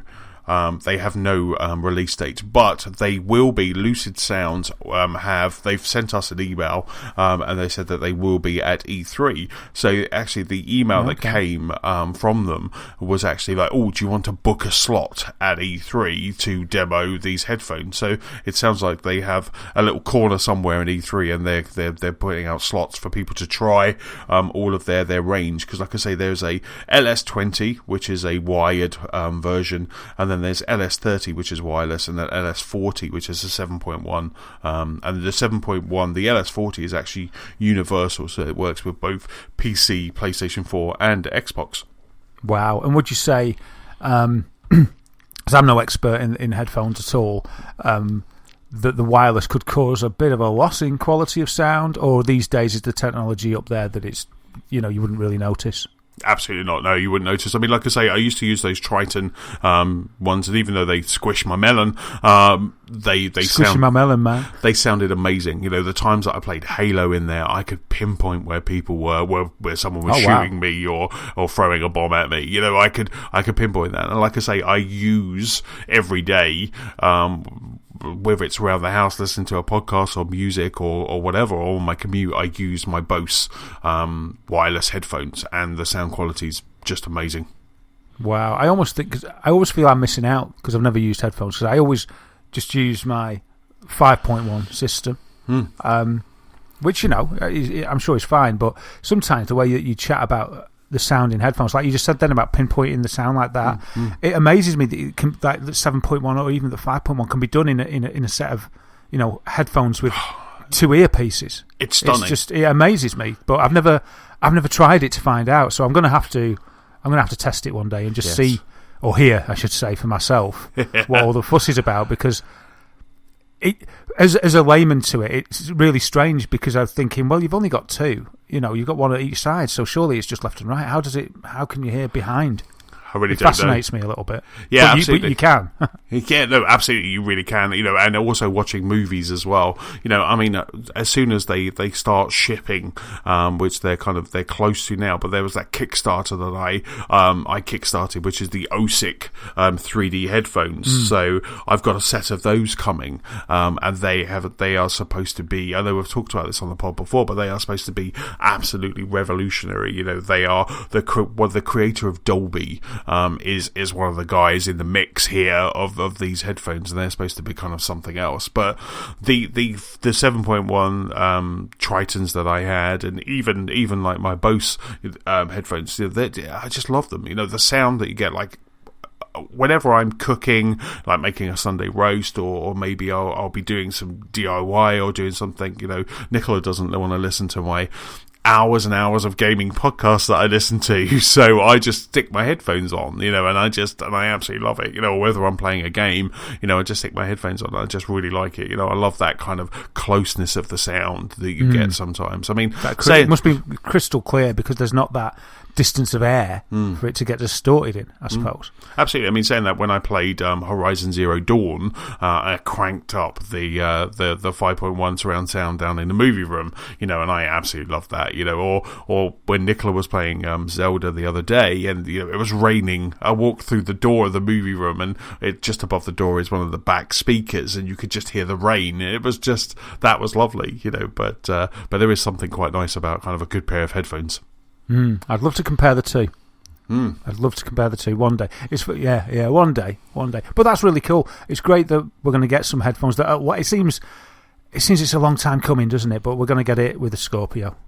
It really does. It sounds like Scorpio could be kind of that kind of, yep, you want this. It's almost like the Zelda of consoles. You want to pair any of your accessories, you got it. You want to be run 4K, you got it. And that sort of stuff. So it's it's absolutely fantastic. So did you see? Just before we move on, did you see the?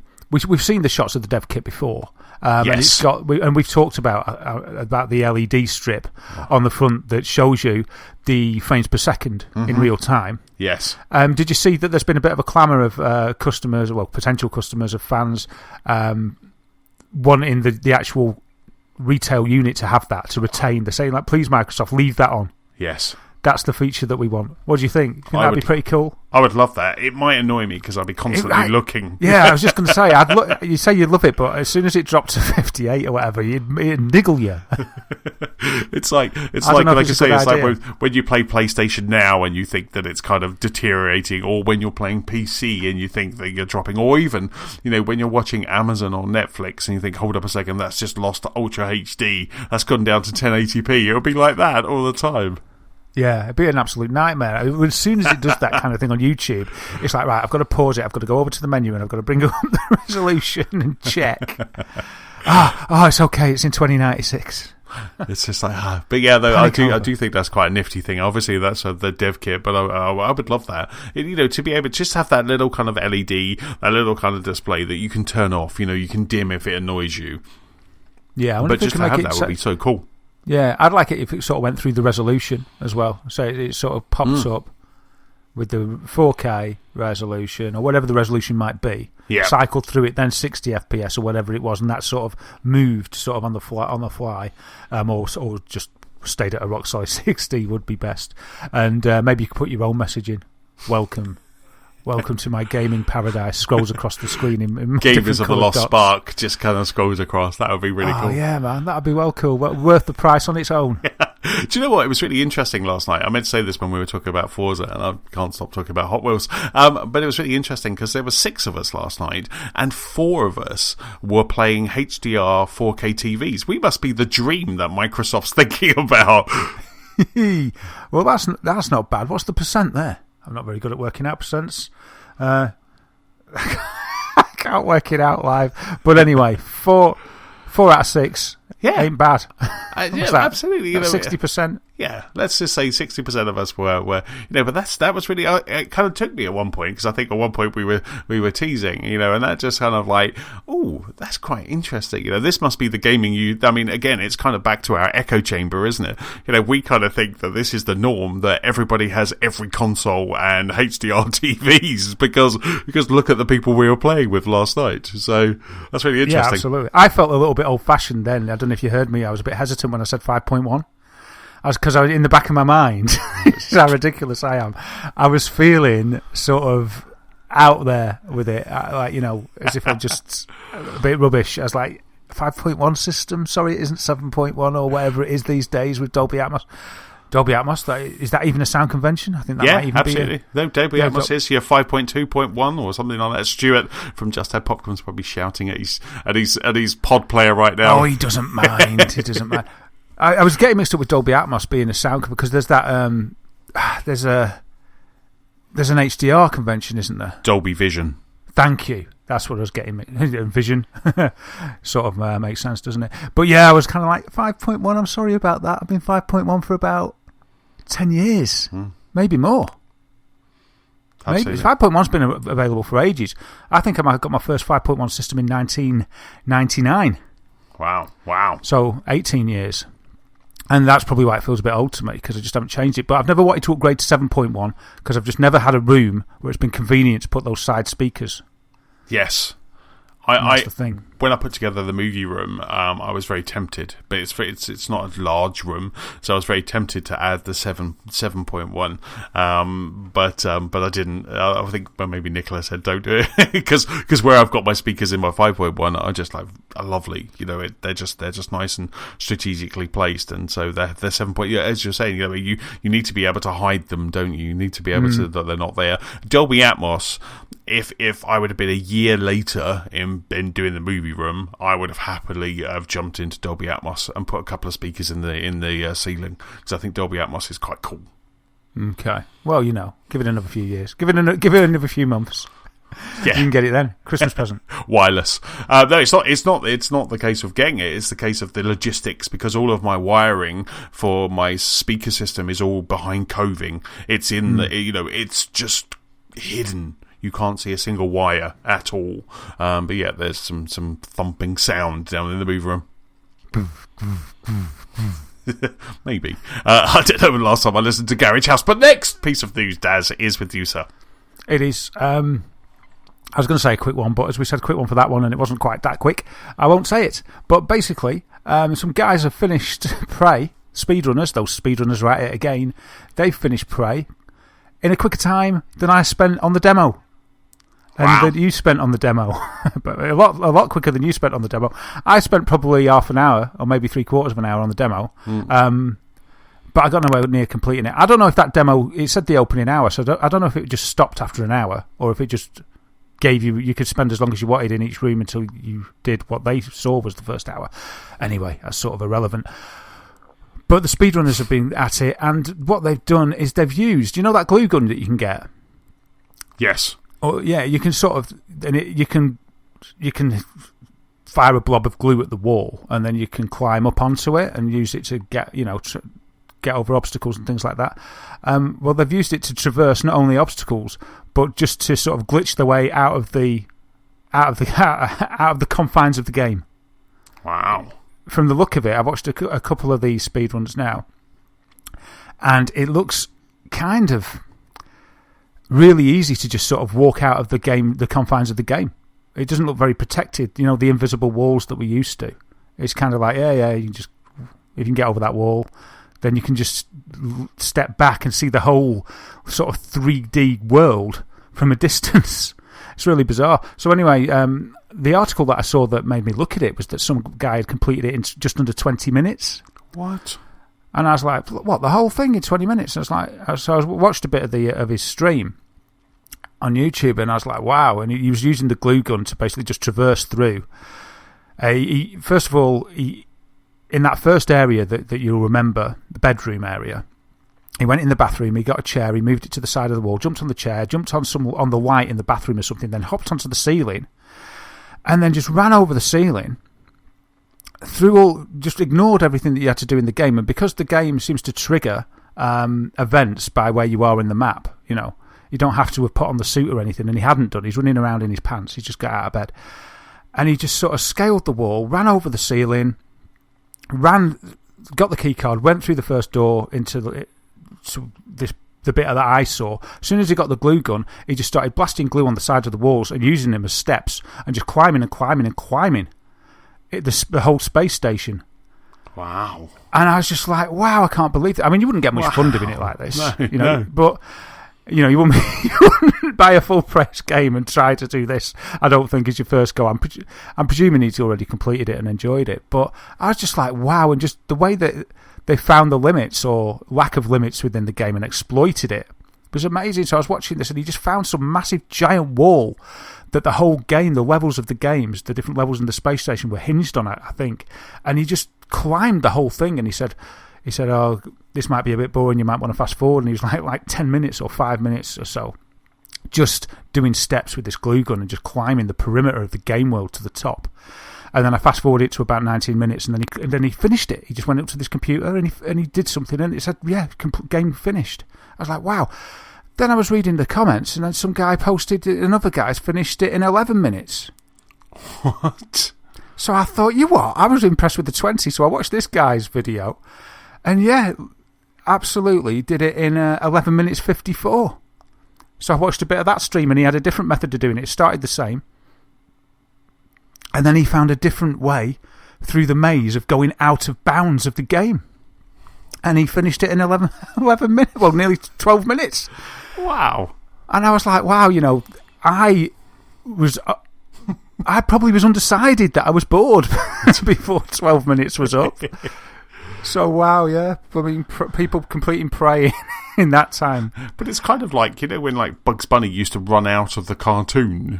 It's kind of like that. It's like that, yeah. You see the sort of film at the side. Really. Did you hear about, as well, Prey, Bethesda had to contest the guys that made Prey for the Gods because of trademark infringement, because they had the word Prey in the title. Right. Which I thought was a bit harsh. So they threatened them with lawyers. I backed this game as well. I think it's going to be a good game. I forget the developer, though. Let me just put Prey for the Gods in, though it's spelled different now. And yeah, they said basically, yeah, it's called Prey, so you got to change it. I thought, flipping out, it's like, it's not the same context, is it? So I was a bit surprised, really. It's hard to Google for Prey for the Gods. I'm just getting a lot of religious stuff. Here it is. No Matter Studios, that's it. So anyway, they thought, well, we can either spend some of this Kickstarter money fighting Bethesda, or we'll just do what they say. So they've changed it. So instead of being Prey, P-R-E-Y, for the Gods, which it used to be, it's now P-R-A-E-Y for the Gods. Right. And they did say that was one of the titles they considered originally, so it didn't feel too bad for them to change it. So yeah, I thought it was a bit tight, really. To do that on a really, it's like three-person team or something like that. But apparently Bethesda's response there's something to do with copyright law, and I'm no expert on this, but they say that if they don't challenge it, then it sort of opens the floodgates that anybody can infringe on their copyright or something. So anything they see, they have to challenge. Along those lines, it was. It's kind of like, oh yeah, okay, but it's a shame. So their standpoint was like, we didn't want to do it, but we had to do it to protect ourselves. But yes, it's just a bit harsh, isn't it? Harsh reality. So that stops people making games called Full Space Out and stuff like that, doesn't it? That sort of stuff. Yeah. It's just, but that's more. You can see that in the context, can't you? Yeah. But I suppose it must be difficult with words and law. So yeah. I thought it's a bit sad, but the game hasn't been cancelled or anything. It's difficult with words and law. What's funny about that?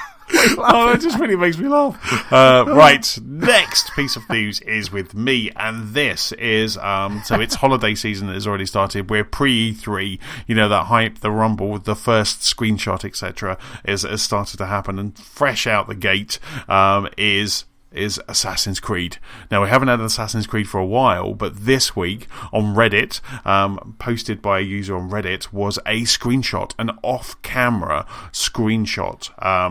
So it wasn't actually a screen. It was a screenshot of a TV with an Assassin's Creed image on it, and it looks stunning. Have you seen the screenshot? It looks absolutely superb.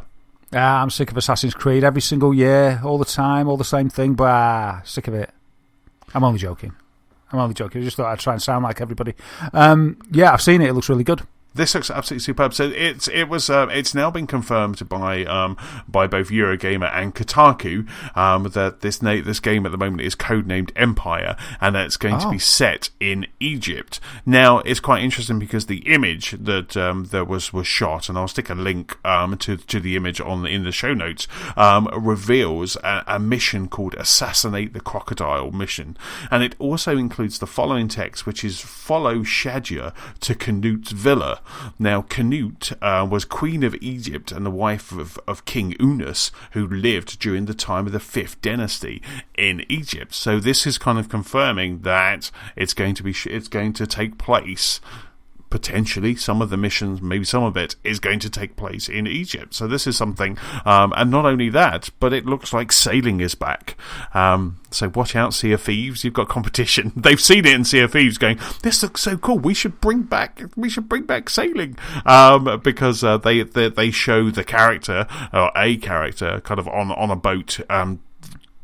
I was going to say sailing down the Nile, so on a mission to assassinate the crocodile. So this looks cool. This is cool. I'm quite excited and looking forward to the reveal of another Assassin's Creed, to just see kind of what's happened now that they've taken a couple of years off, to actually kind of go back and maybe kind of pick up from where it was originally, when it was that fresh, new kind of great idea.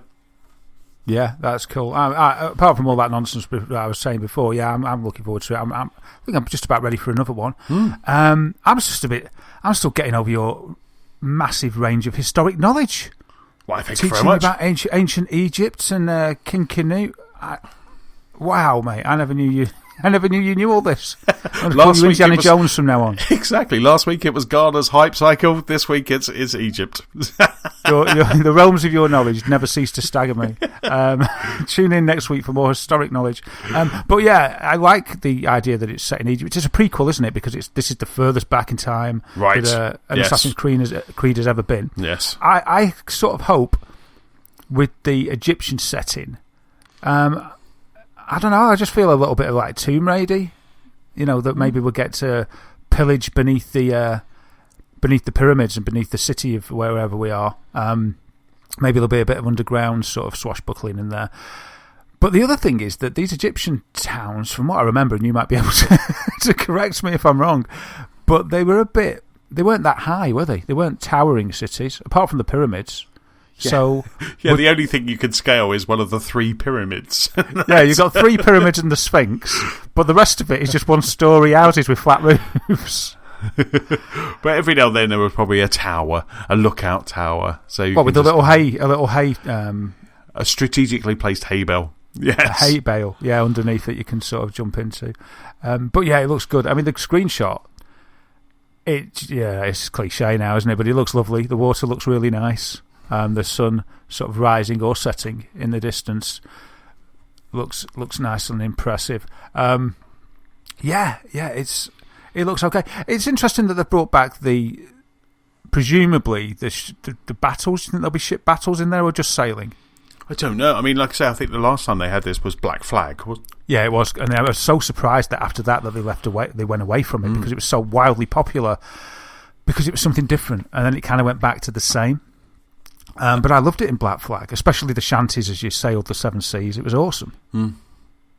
Exactly. So, but like I say, they might have looked at like Sea of Thieves and gone, well, we can't do that again because those guys are owning that right now. So with their gorgeous sea, so they've gone for this. So I don't know. It would be good. I mean, the screenshot. I know that's all we've got to kind of go off of, but the screenshot doesn't look like there's any armaments on that barge that he's sailing, or he or she's sailing. So it's but maybe later you get some bigger ships.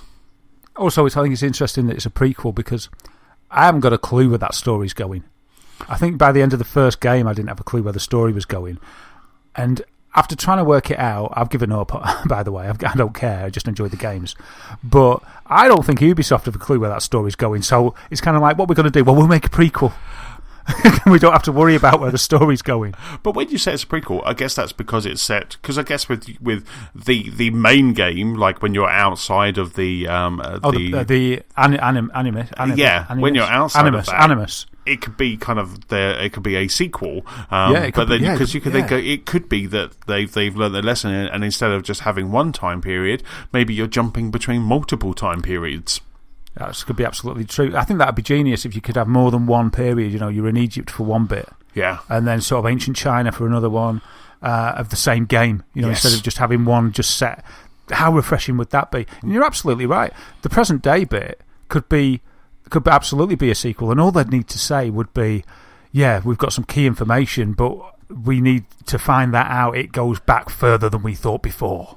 And they just send you further back. So they could easily do that, couldn't they? It's not necessarily a prequel, as I was saying, just because the time period's set further back, because they're doing all sorts of time travel-y, jiggery-pokery, aren't they? They can mess with our minds. With our minds. So, yeah, that was quite cool. It was so good that if they revealed it and they said Egypt, and then, you know, they showed Ezio, whoever he's going to be, you know, when they do that sort of montage where somebody's walking through different climates. Yes. And it was one that it said Egypt, and then it said China, and then it said, I don't know, New York, or something like that. Yeah. I'd be like, whoa, that's so cool. Who cares about sailing then? We'd all be happy. Though sailing would be good as well. Absolutely. You know, imagine if it was New York. Imagine it was like New Amsterdam, as it was back then, when you're kind of building all of that. That would be fantastic. And there was a lot of sailing at that point around the kind of bottom of New Amsterdam. So that would be fantastic. You know, it'd be so good. If it's something like that, that's something I can get excited about. You know, imagine the cover art of this game was 4 or 5 different protagonists, because that's who you're dropping and switching between. Yeah. And just imagine that you go back, say there's like so many levels, say 5 protagonists, so each time you control the protagonist in a different time. So you've got the Egypt one, you've got the ancient sort of America one, you've got the ancient China one, all these different ones, there's 5 of them. And the idea of the game is that there's got to be an event that happens in each of the time zones at the same time. And then imagine if it linked back right on the last level to sort of the original Assassin's Creed, wherever that was set, sort of in I forget where it was set, Baghdad or whatever it was, and just thinking of Sinbad, and you went back there, and then something happened there because of the thing that you'd done, and then, oh man, that'd be so. Sorry, I'm getting a bit carried away, but that'd be so cool. No, it really would be, you know, and it would be something that would be very similar to, say, The Force Awakens, where you have a new, fresh story, but it's very similar to the story that you're used to. You know, that would be very interesting. A new direction, but really strongly using the old material as the platform and sort of being reverent to that. Yeah, absolutely. That would be so cool. And like I say, if it, you know, maybe not Desmond, but maybe if it did just kind of, like I say, pop back to the Crusades and things like that. Oh god, that would be amazing. So so we're bound to be disappointed now when the Assassin's Creed reveal happens. I'm sure this will either be before E3 or at E3, probably in EA's press conference. But not long to go. No, let's not hold our breaths for our vision. I'm sure it'll be good though. Yeah, absolutely. So we've got more holiday gaming news with you, Des. Oh yeah, so we do. And this is like, what if Red Dead Redemption 2 doesn't make 2017? Lots of people think it's going to be delayed. Maybe it's not going to be with us. What other game could scratch that Western itch? Well, rumour has it could be Far Cry. Believe it or not. What? Yeah, Far Cry 5. The rumour machine is indicating that Far Cry 5 could be a Wild West set game. Ooh. So, yeah. That's got some chops coming up against the potential of Red Dead coming out, hasn't it? Well, it's kind of like, that's kind of what debunks the rumour straight away, isn't it? It's like, would Ubisoft really schedule a Wild West game to go up against Red Dead Redemption 2. Wow. Would anyone? Would anyone do that? Wow. But I'll tell you what. It's just like, you know, when you get those movies, like when you get Bugs Life and Ants, or what was the other one? There was a Armageddon and another movie. Oh yeah, Deep Impact. Deep Impact. There you go. Thank you very much. I love your brain. And Dante's Peak and the other volcano movie as well. I can always remember one. See, that's what I mean. You see, there's always one clear winner in both of these, isn't there?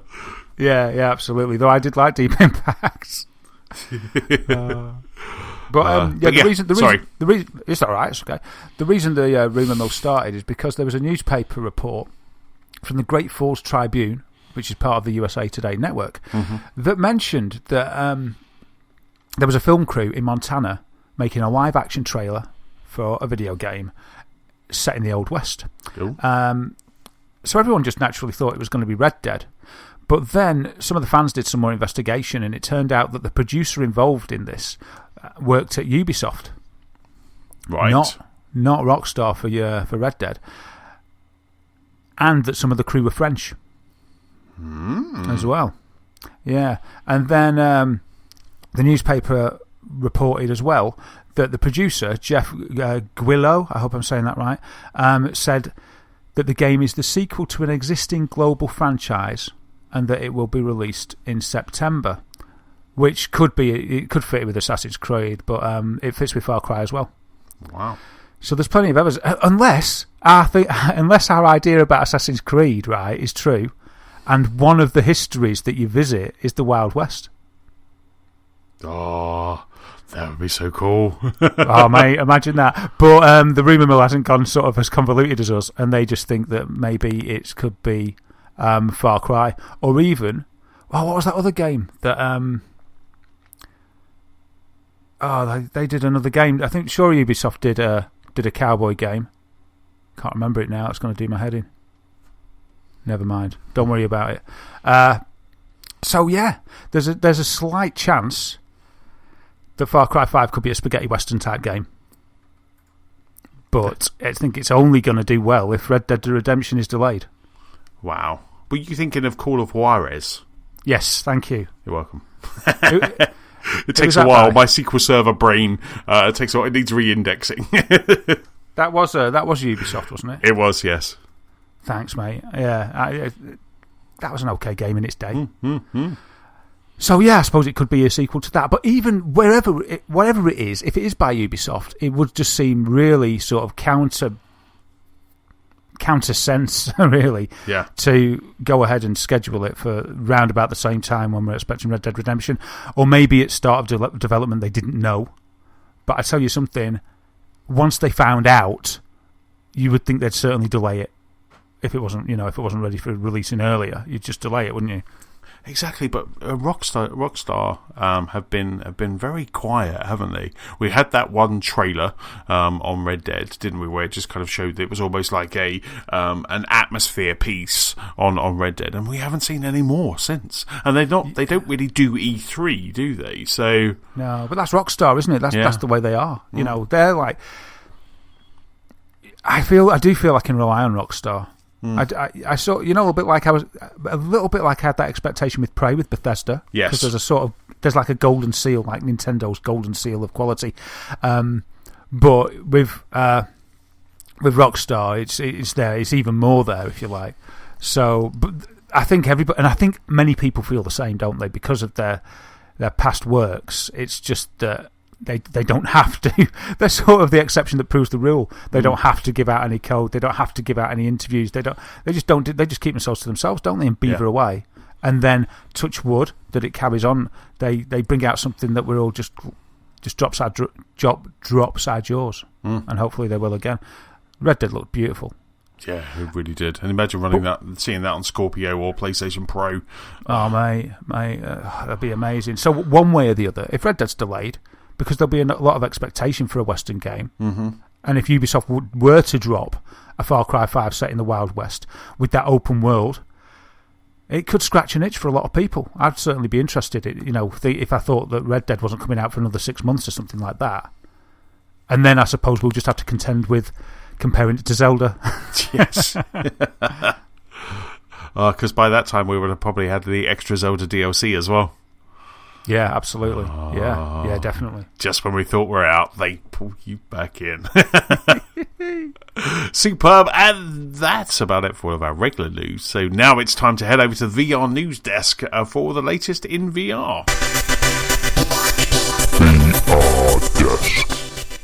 Yes, here we are at the VR desk once again to look at everything that's happening in VR. Well, not everything. How about 4 things? 4 things that are happening in VR. Everything. Everything in VR. There's more than 4 things happening in the world of VR each week. Of course there is. So let's get this one out of the way for you, Anthony. I'm sure you'd like to get this out of the way. Palmer Luckey has been seen around cosplaying as Quiet. Oh, shudder. I believe it's his girlfriend and cosplayer Nikki Moxie is a cosplay name. Right. And he's been posing with her hither and thither around the land in the same outfit as her, cosplaying Quiet. So they're both cosplaying Quiet. Quiet's outfit consists of probably one of the most skimpy bikinis you've ever seen in your life, with torn stockings, boots, and a gun. And yeah, he's been tweeting out these pictures, looking very proud of himself. There's more than just one. There's a selection of poses around. It looks like some of them are in Japan. I don't know what he's up to, but he's looking very happy, dressed as Quiet. So what do you think, mate? Do you think this is getting him over the hard times he's had as he's been sort of ushered out of Facebook? This is therapy? I think it's something. I'm just looking at these pictures. It's definitely something. I would say we'll put a link in the show notes, but I don't think we should do that to anyone who listens to the pod. I think they'd love to see it. Yes. There's some things that there's a bit of a fascination for, isn't there? You've got to see it. I find that I'm finding it hard to pull my eyes away. It could be our pod pick if you listen to this on Overcast and you get our pick every week. It could be that. It could be a picture of Palmer Luckey in his Quiet cosplay outfit. Oh, it should be the regular logo, shouldn't it? Oh, God, that's just scary. Yeah, he's definitely going through something at the moment. But yeah, they all look like they're in Japan, kind of doing this. He looks happy though, doesn't he? He does indeed. Yeah, he looks happy for he's rolling in it. He might not be. There's someone like Palmer Luckey, even though he's kind of made some strange life choices. This cosplay being one of them. He did usher in. He did reinvigorate VR, and I'm sure there's lots more apart from what he's next. Because one of the tweets, like from his partner, if it was his girlfriend, said, "Wait until you see our next cosplay." I kind of really don't want to. but you're sort of gonna have to. Maybe this is why it wasn't to do with the political standpoint, why he's not really with Facebook or why he's not with Oculus anywhere. I think it was just that he had a bet and he turned up to work. He turned up to work as Quiet, and they said, "We didn't mind your Hawaiian shirt and sandals, but this is a step too far. Get your coat." Yeah. Or even the fact that you backed Trump, just get your coat. That was it. He's probably his girlfriend said, "Look, if they find you out and they sack you because of this whole political backing, then you have to come to Japan with me and dress as Quiet." And he was thinking, this will never happen. I'm Palmer Luckey. And this is him actually losing a bet. He's lost the bet. But I'll tell you something, I reckon in Japan he'd get away with it more. Oh, I absolutely. think if she was going to be crueler, she'd have marched him through, I don't know, the streets of Croydon. Something like that. You could just imagine, brilliant. Kind of him turning up at Kojima's studios dressed as Quiet. You wouldn't let him in, would you? I wonder what the reception would be like.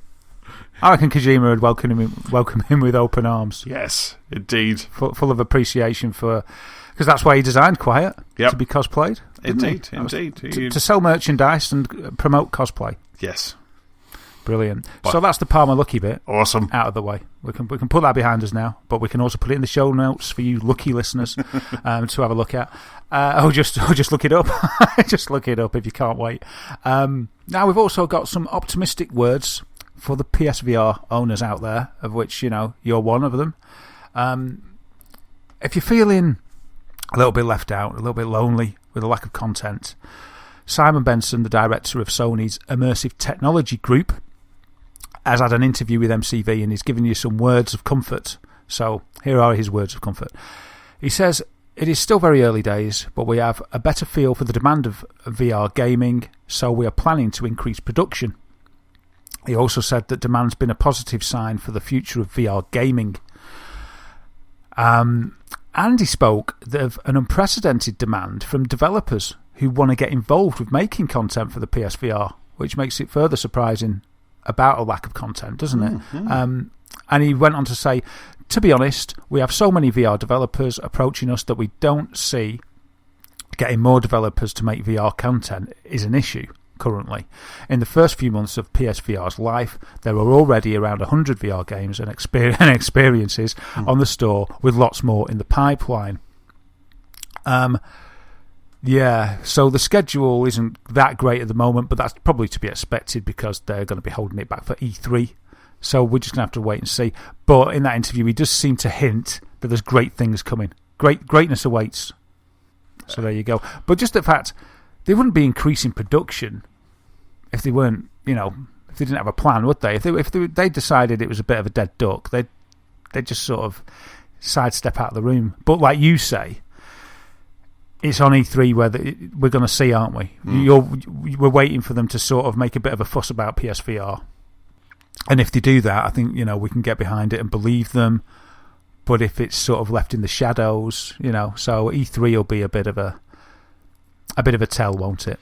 Absolutely. I mean, it's quite interesting, on Amazon, which is always our go-to on the pod when we're trying to see if something's scarce or not. But on Amazon, it's available now. It's available right now to buy. You can get it tomorrow, with Amazon Prime. So it's there. So I don't think it's not the units that are kind of scarce. It's that content. I mean, we do have Farpoint is out in a week and change.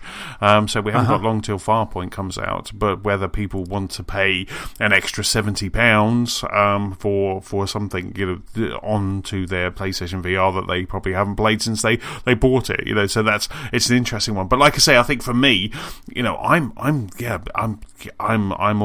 want more. I do want more content.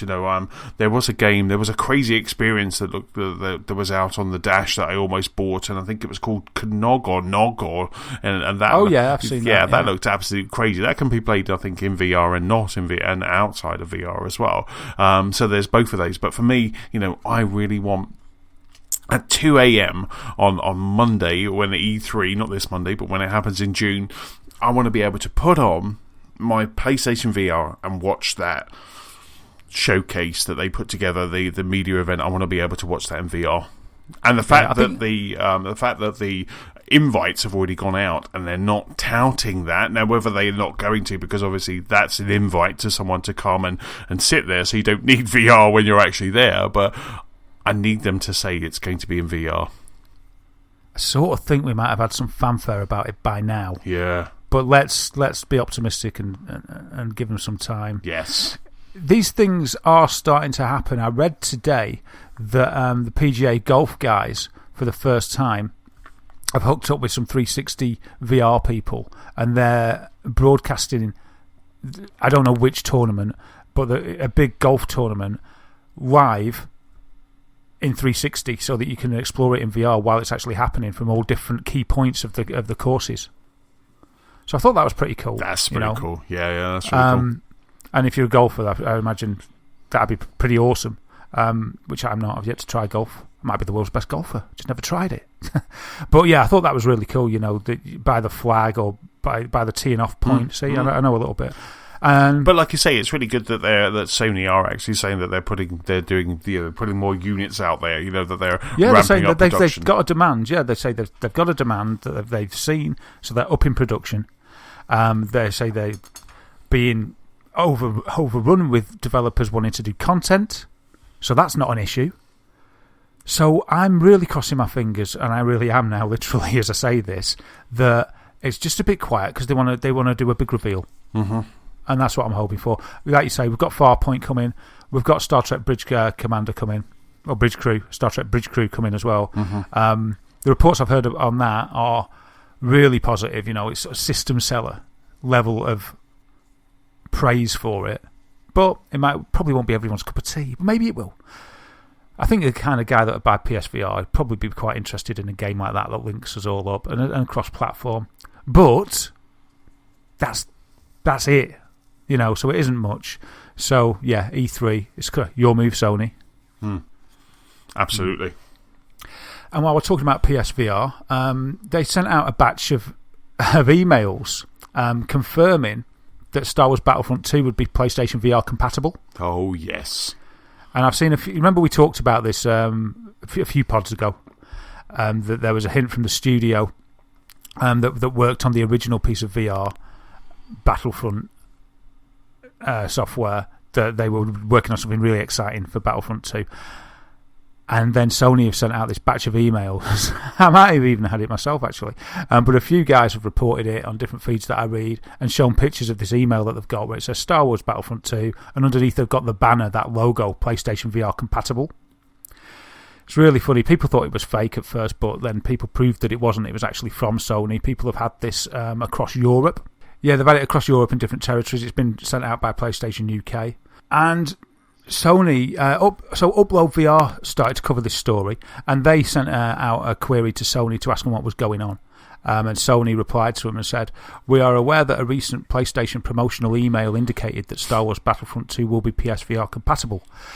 This email was incorrect, and we apologise for any confusion caused.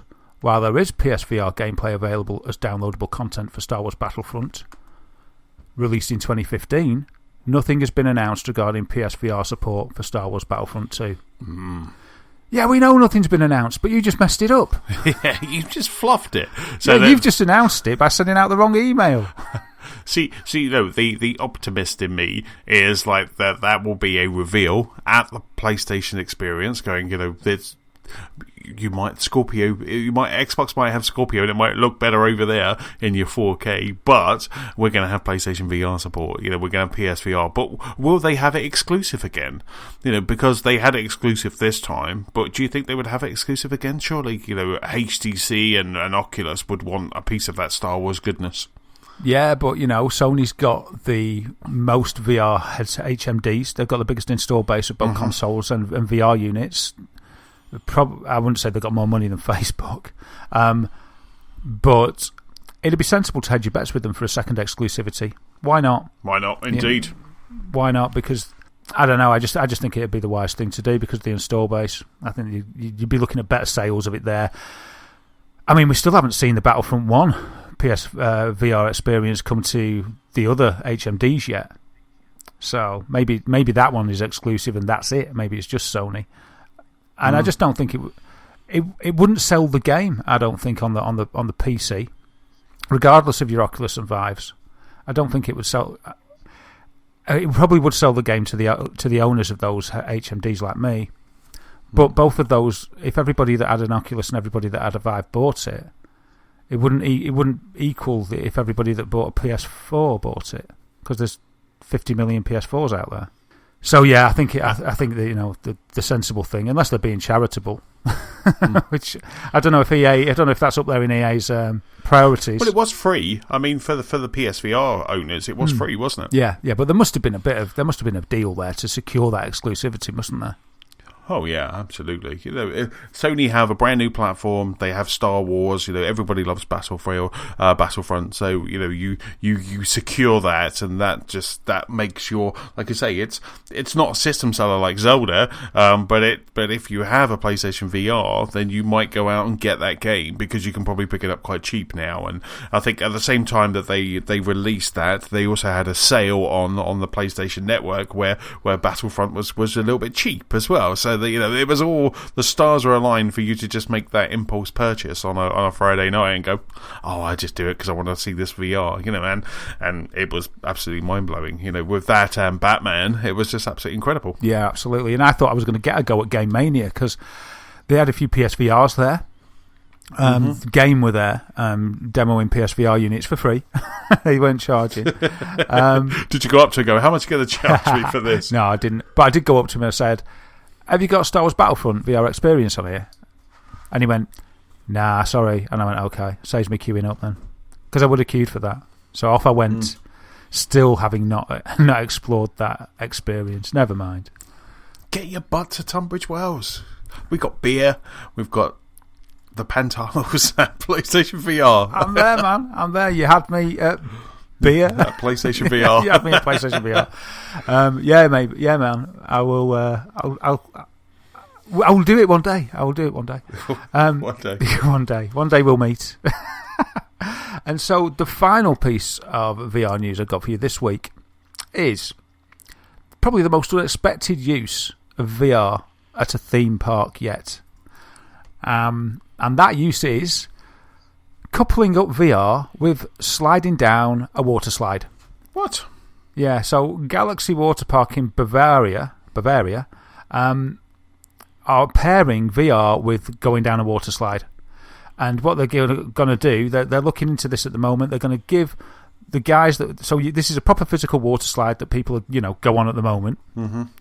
You climb the ladder, you get to the top, and then you get the option of wearing a VR headset as you go down the water slide. And the VR headset's going to give you like a VR scene of riding over on a red hot lava flow from an exploding volcano with all debris and rocks flying all over the place.